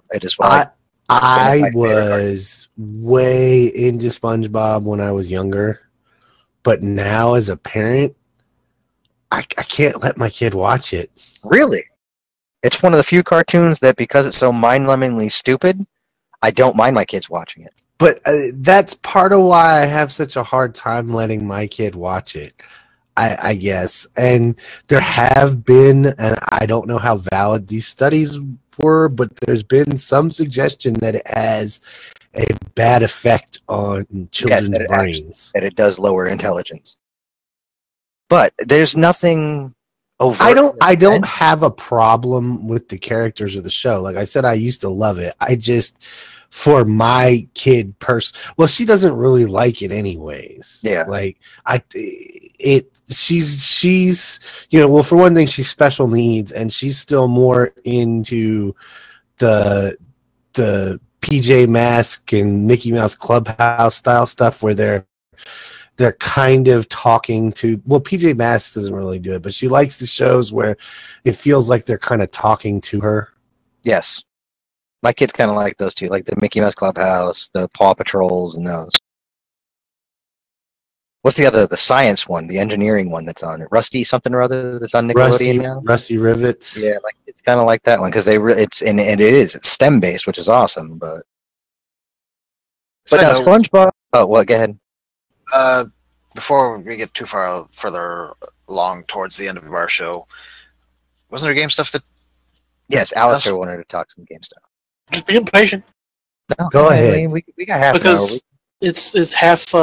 It's not so much me talking too much about it as I'm going to get a little bit into it and then recommend people actually go watch what I'm going to talk about. Oh, give me a link so I can put it into both chats. That'd be a YouTube link. If you give me a minute, I'll grab it. But I'll give it to you after I talk about it because after I'll give it to you when I'm ready. The weird thing about. Go ahead. Really, Wolfie? Well, it sounded like you were pushing your thing back. I guess no. I misheard. Recently, Warframe started the celebration of its 5th year anniversary, and I've only recently gotten to Warframe. Really, it's 5 years old. Yeah, I've fallen in love with the game. I've absolutely fallen in love with Digital Extremes as a developer. So to commemorate the 5th year anniversary, NoClip, which is this organization that does video game documentaries, did a 2-part documentary on the history of Warframe, stemming back from the foundation of Digital Extremes, which is over 3 decades old now. And it's a very interesting watch, and it taught me a lot about Digital Extremes that I didn't know. Like, for example, to this day and age, we attribute Unreal Tournament and everything to Epic Games, but it was primarily Digital Extremes that did most of the work. They were partnered with Epic Games for it. The one thing that I did want to point out, though, that it's just something that I found funny as I was watching, is when DE was trying to get someone to publish Warframe, they went to what they said were the big names in free-to-play games. They themselves didn't want to state it, but NoClip put up on the screen the people that they actually had talked to. And one of the companies that they went to about publishing Warframe was Perfect World, who we all know now owns Cryptic Studios and helps run Star Trek Online. And, help is a big word. Yeah, help, yeah. But the reason they turned down Digital Extremes was it was a sci-fi game and nobody wanted a sci-fi game. Wait, what? Yeah. Yep. It was the reason a lot of people gave Digital Extremes. But I think that's funny for 2 reasons. One, because now one of Perfect World's biggest breadwinners is Star Trek Online. And 2, after DE released Warframe themselves and became a big success, 2 major Chinese companies bought them up. One was a guy who has absolutely nothing to do with video games. He just absolutely positively loves Warframe, and he happens to be a rich bastard. So he owns a majority of it, and he's actually runs a food business. But the minority stockholder is now Perfect World. Kind of makes you wonder if they regret turning them down in the beginning, don't you? Yeah, but I think the problem is if they did take them on, they would have messed with it so much you wouldn't have had the same game. Yeah, that is true. I am absolutely positively glad they did, because one of the things they cover in the documentary was how they said we started doing monetization, and when we started doing it in the very beginning, we were doing it the wrong way. They even specifically were talking about how when they came out with the Kubrows, they had a system where you could get stuff for the Kubrows to customize them, and if you already had something, you could give something to your friends. And it's like, we launched this system and then immediately watched some guy pull the lever 200 times. and it occurred to us that we had created a slot machine when we removed the system 2 days later. We realized that the system was going to be very profitable for us, but it wasn't who we wanted to be.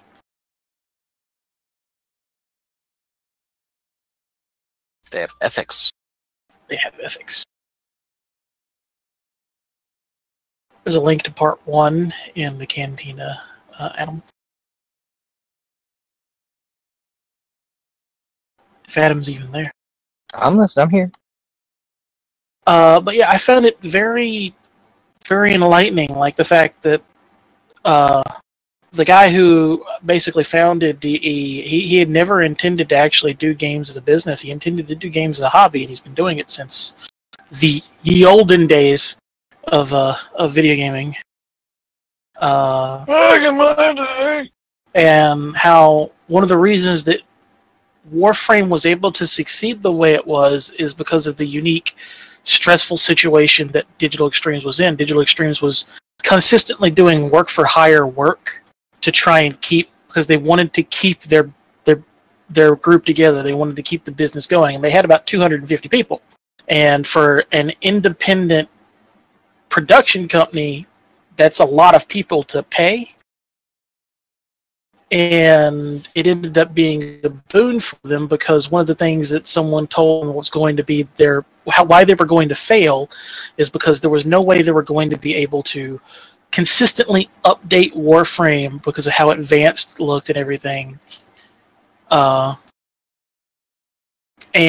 when Warframe came out, they were then suddenly making money and sitting on this team of 250 people that could consistently update the game.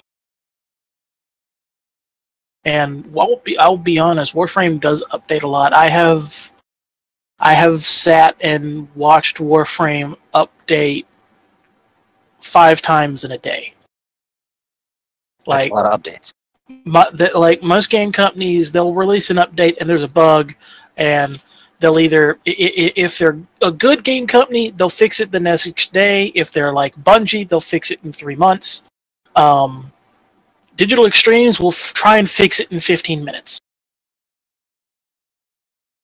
If it's possible for them to fix it in a few minutes, you will get another hot fix.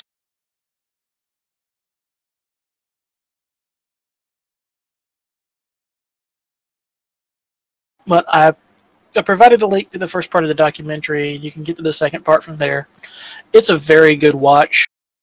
And on all honesty, if you like space ninjas and shooting things, and just being a general badass, and you haven't tried Warframe, I recommend trying it. If you have tried Warframe in the past, I recommend trying it too, because when I first tried it, I didn't like it, and now I absolutely love it.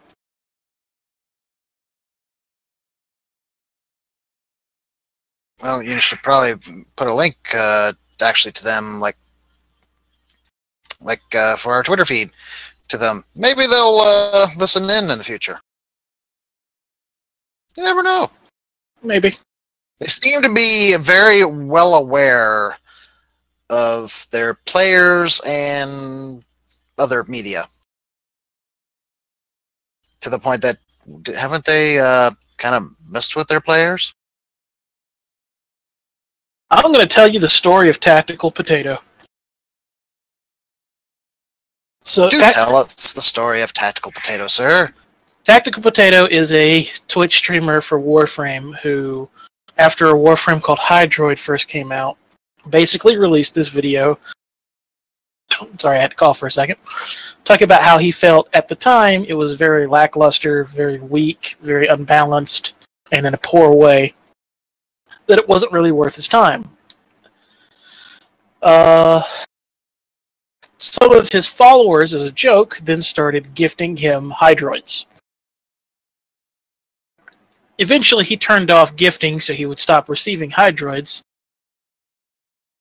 And at a point made a bet that he didn't think he'd ever actually have to fulfill, which was if he hit a certain amount of subscribers and viewers and followers and everything, he would level up to max every single Hydroid frame he had been gifted. Well, he reached that goal.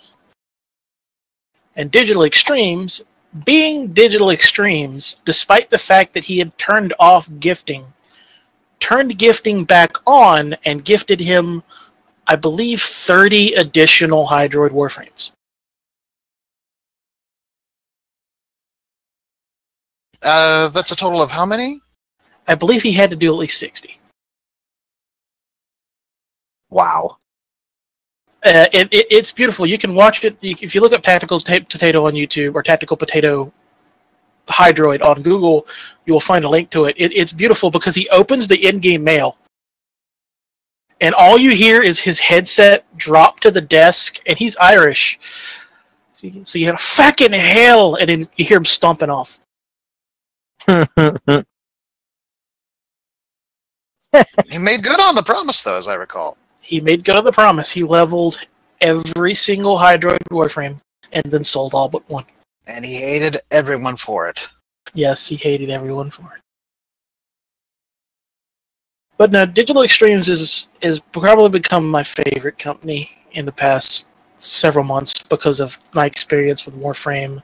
They're very in tune with the community. The community brought up the issue of the fact that when they do unvaulting, if people want to get the accessories, they have to buy the Warframe that gets unvaulted with it. And in a lot of cases, people already have that Warframe. So DE did something that I've never seen another video game company do, is they asked not only what did the players want in regards to accessory packs that did not include the Warframes when it comes to unvaultings, but what they felt was a fair price to pay for it. Whereas any other company would slap a price on it and be like, this is what you're going to pay. Or they would have been like, no, you have to buy the whole package. They've been very, very in touch with their community, very open about changes they're making, open about changes they've had to stop making because they just can't properly do them. It's very refreshing in this sort of environment of game development to see, in my opinion.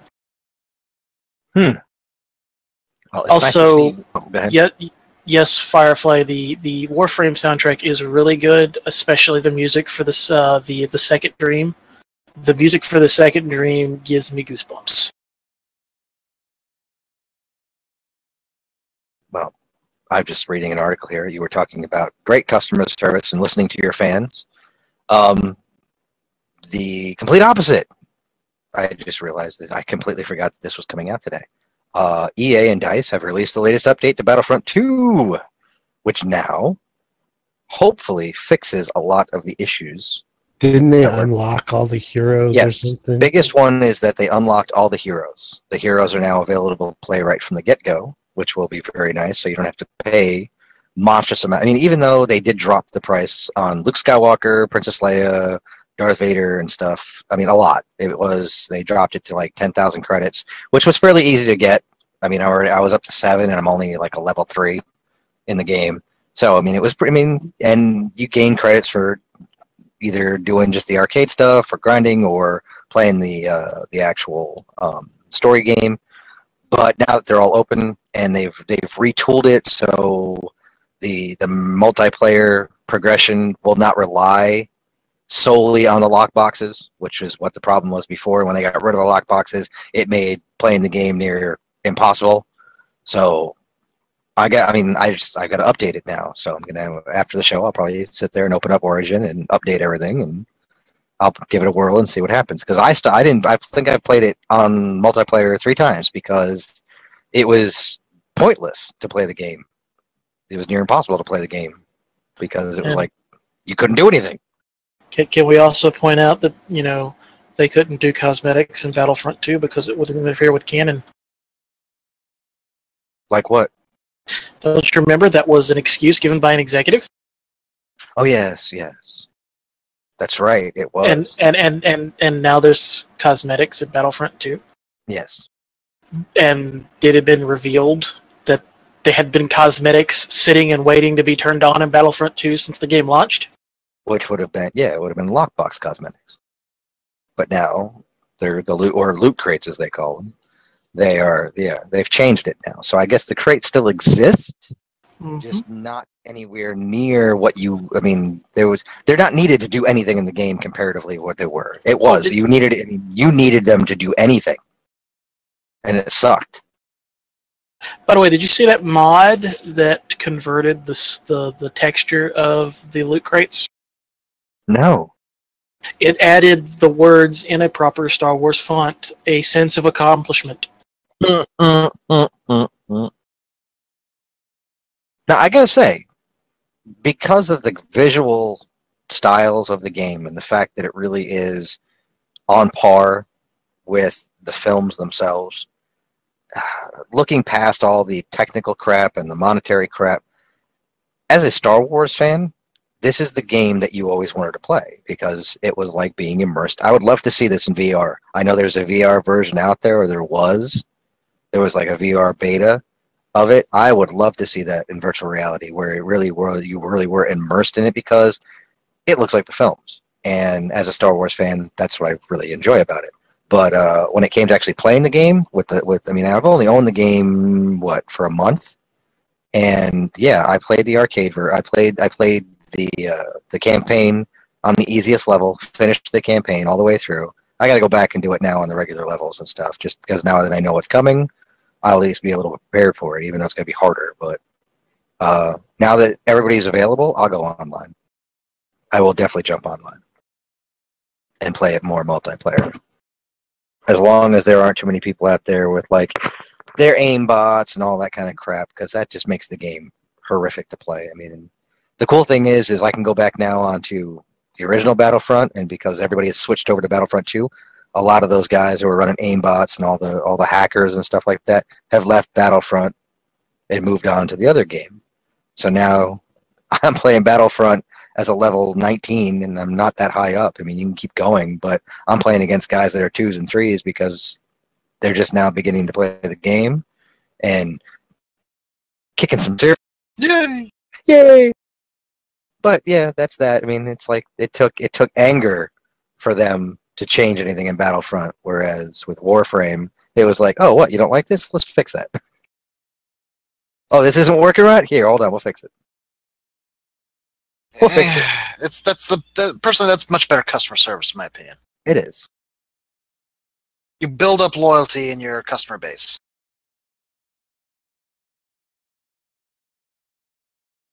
And when you do that, you get rewarded.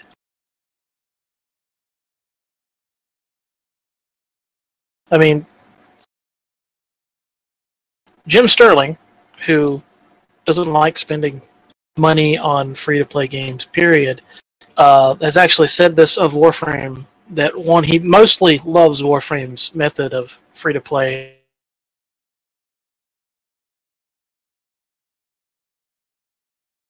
Did we lose the Alistair? That's it. Yeah. And as Firefly said, the dishonorable Patuk.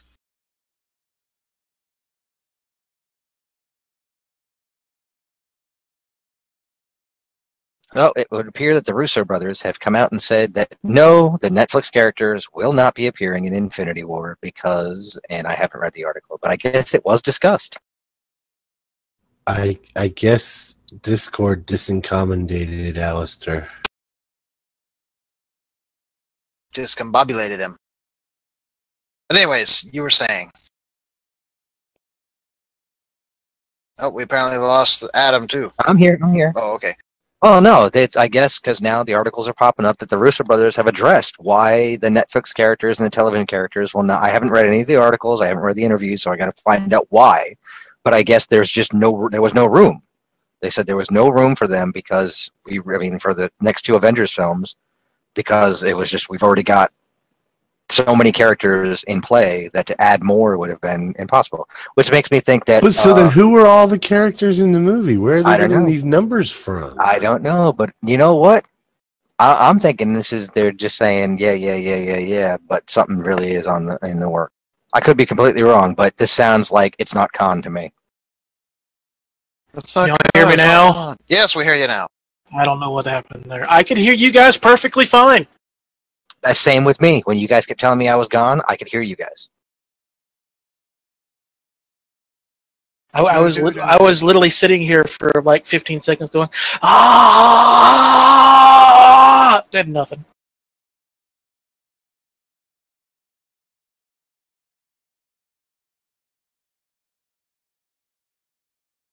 Well then. And now for Well, then. something completely different. Now here's something we hope you really like. See, yeah, there was the downfall of animation. Was Bullwinkle. Going way far back then. Well, it was a product of its time. Cheap animation, done on the fly, get it out as quick as possible, crank out as many episodes. Speaking of that, I had no idea that Thundercats Season 1 had like 73 episodes. Same with like G.I. Joe. G.I. Joe Season 1 is like 85 episodes long. Yeah, it lasted longer than we think.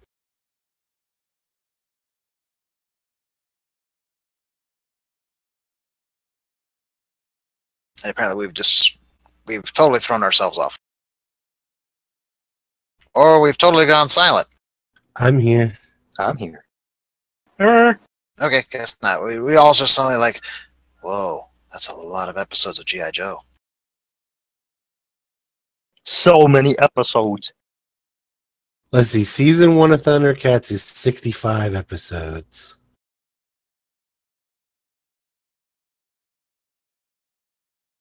That seems like an awful lot. Just a monstrous amount of episodes. No, yeah, none of the other 3 seasons come really even close to that. It's because the Thundercats are getting thunder tired. If Season 1 is literally half the episodes of Thundercats. Yeah.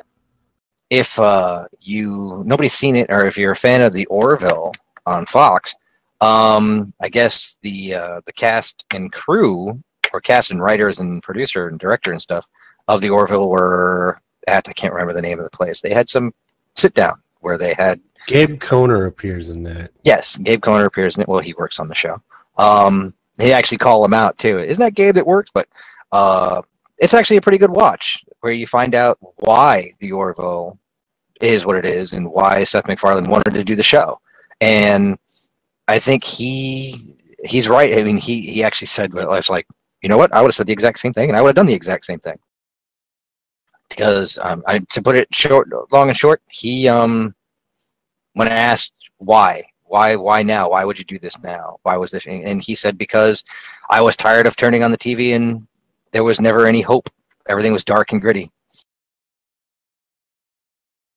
That's why the show is lighthearted. That's why the show has the feel of what we were going for.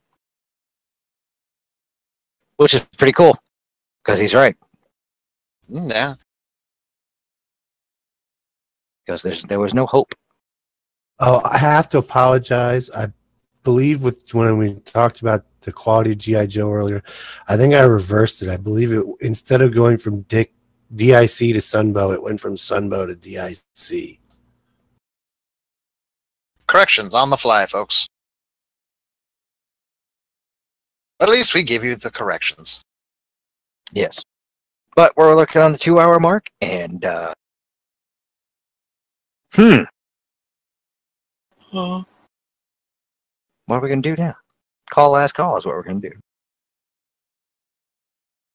do. Well, I'd like a vodka tonic. Like a vodka martini dirty with 2 olives? Actually, screw the vodka tonic. I want a Boilermaker. how about we just give you the boiler?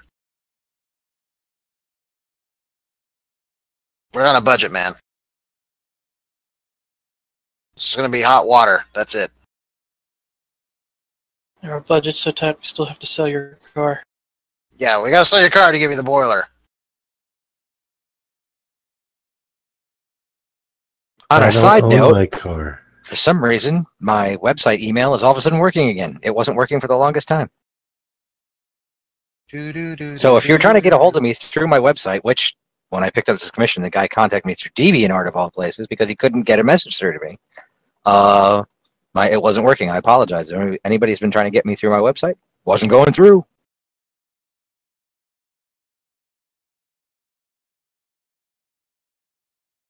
But this time, so yay! I guess my last call is I'm looking at a bunch of Warhammer 40k stuff because I've been helping a buddy out with his models that he's been working on since he was 13. And for the record, painting pewter models kind of sucks. They just soak up paint. Also, they're heavy. Anyway, you can, if you're not into Warhammer 40k tabletop and just want to play the video game, by all means, go for it. That's the fastest way to get into it. But if you do the 40k stuff, then yeah, there's a lot of stuff out there. Been digging through Forge World's website where they make resin stuff, the high quality, pricey resin stuff. Man, this stuff looks really cool. I don't really have a last call kind of thing, but I do have a message for winter. Piss off. Yeah, right? Last day. Oh, it's first day of spring. And it's really funny. Yesterday was the first day of spring, and today, winter was like, oh yeah? Woke up to 4 inches of snow on the ground. I keep seeing shared on Facebook. Winter's like that friend that storms out of the room during an argument and then keeps coming back and saying, well, how about... And another thing! Yeah, that's it. And another thing. About over it. Totally over it. But, Alistair, you got anything? I did have one last thing to add with the Go 40k ahead. deal. Because of what we're working on, eventually we want to try to recreate a army that they've long since discontinued called squats. Only we're going to call them the Nogothrim. And we've come up with a few different unique units that you're going to have for the game. One of them being that you're going to have a heavy weapons squad that's going to have, well, let me show you. I'll try to show you. I'm not sure if it'll work. So I think it's in general. Yeah, there we go. Yeah, it's going to be a heavy weapons squad with one of those.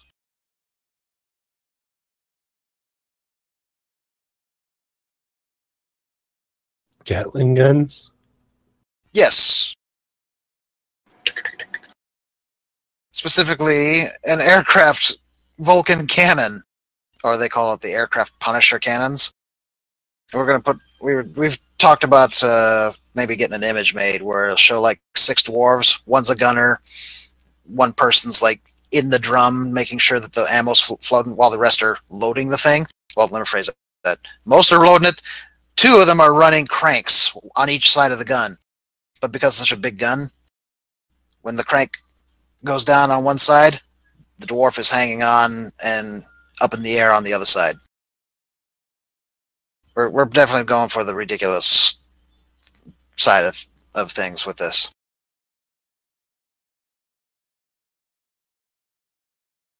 Come on, who doesn't want Gatling guns? More Taka. Always need more DACA. Oh, I do have a last call. Unfortunately, it's the end of the day, and it really doesn't matter at this point. But today was National Down Syndrome Day. And unbeknownst to me and anything, but I am wearing crazy socks because I'm wearing mismatched socks. That was one of the things to celebrate it, was to put on 2 different socks. So, to all the parents out there with Down syndrome kids, more power to you. And to all the people out there with Down syndrome, more power to you. Let's go. I can't do the mismatched socks things. They're all whites. Mm. It's got to be white. That's because they were what was on sale. Racist bastard. Do you wear, at least you don't wear sandals with them, right? I have, not in public, but Okay. That's one of those things. It's like, I can't get over that whole it's when I was growing up, you didn't wear dark socks with sneakers and shorts, or tennis shoes and shorts, depending on what part of the country you're from. And you definitely didn't wear them with sandals, and that has become socially acceptable because it was like, oh, I want a pair of black socks. Why? You have like the whitest legs on the planet. You're going to look like a complete dork. Nope, gotta have black socks. Nope, sorry. Do not wear black socks with shorts. That's a gun that I just shared. The Gallade Avenger out of the A10 Warthog. I like how Woofy just became the Crocodile Dundee of firearms. Wow, that's a gun. That's a gun. Isn't that really your job? Technically, yes, that is. Not when it comes to things involving the A10 Warthog. That's one of my favorite all-time combat planes. Okay, we're gonna do right before we end the show. I'm gonna start this now, and we have all the way up until was it April 27th? Is that when Avengers comes out?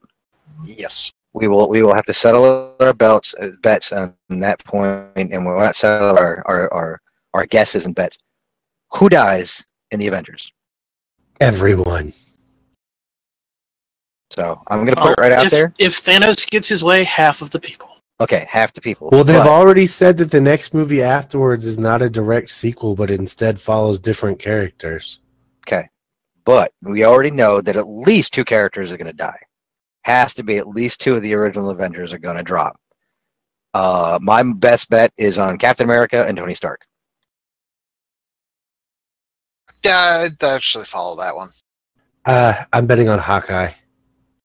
You think? Since he's off on his own adventure to find the Soul Stone or whatever, yeah. We all know where the Soul Stone is. I saw some convoluted theory that suggested that Hawkeye is the Soul Stone. No, the Soul Stone is in John Wick's dog. I have seen more comics based on that. From really well-drawn ones to really crappy ones. Have you guys seen my new dog? Uh-oh. But I'm just saying, Cap and Tony Stark, and it could change as things go on. But I'm pretty sure the scene we see of Cap fighting Thanos in the new trailer, that's it right there. He's not going to last much longer after that fight. Isn't Thanos just basically looking at him like, oh, that's cute? Well, I mean, if they're gonna follow the comics anywhere, that is exactly where Captain America died. Thanos done crushed him. But we need Wolverine. We need Squirrel Girl. That's what we need. Because she beats Thanos. And if the Thanos copter does not make an appearance, I'm going to be very upset. Don't you need Hostess fruit pies for that? And if he doesn't say the word drat. Yes, we need Hostess fruit pies. Oh, that would be so funny if they threw that in as an in-joke. Just like have him, I don't know, somewhere Hostess fruit pies. But wasn't that'll be it for us. Spider-Man that defeated him with Hostess fruit pies? I thought it was Captain America in that one. I can't remember. It's been so long since I've seen those. Well, either way. We will be back next week talking more of this and throwing about who's going to die. We'll do it at the end of the show. Everybody. Who's going to die as we think about it and all that kind of stuff. I still say it's Tony Stark and Captain America, possibly Thor, but we'll see. I have no idea what's coming up in the next week. We'll see. I'm going to go watch Jumanji because I rented it from Redbox. It's a fantastic film. I'm go watch it, see what I think. Ba-doop. But that'll be it. Say goodnight, guys. Later. Good night, guys. Goodbye. That's so weird. You do that all the time. It's so weird every I time. really wish you wouldn't do that. I'm trying to remember what it's even from. So, hello, I must be going. And we're out till next week. Thanks for listening. Yes.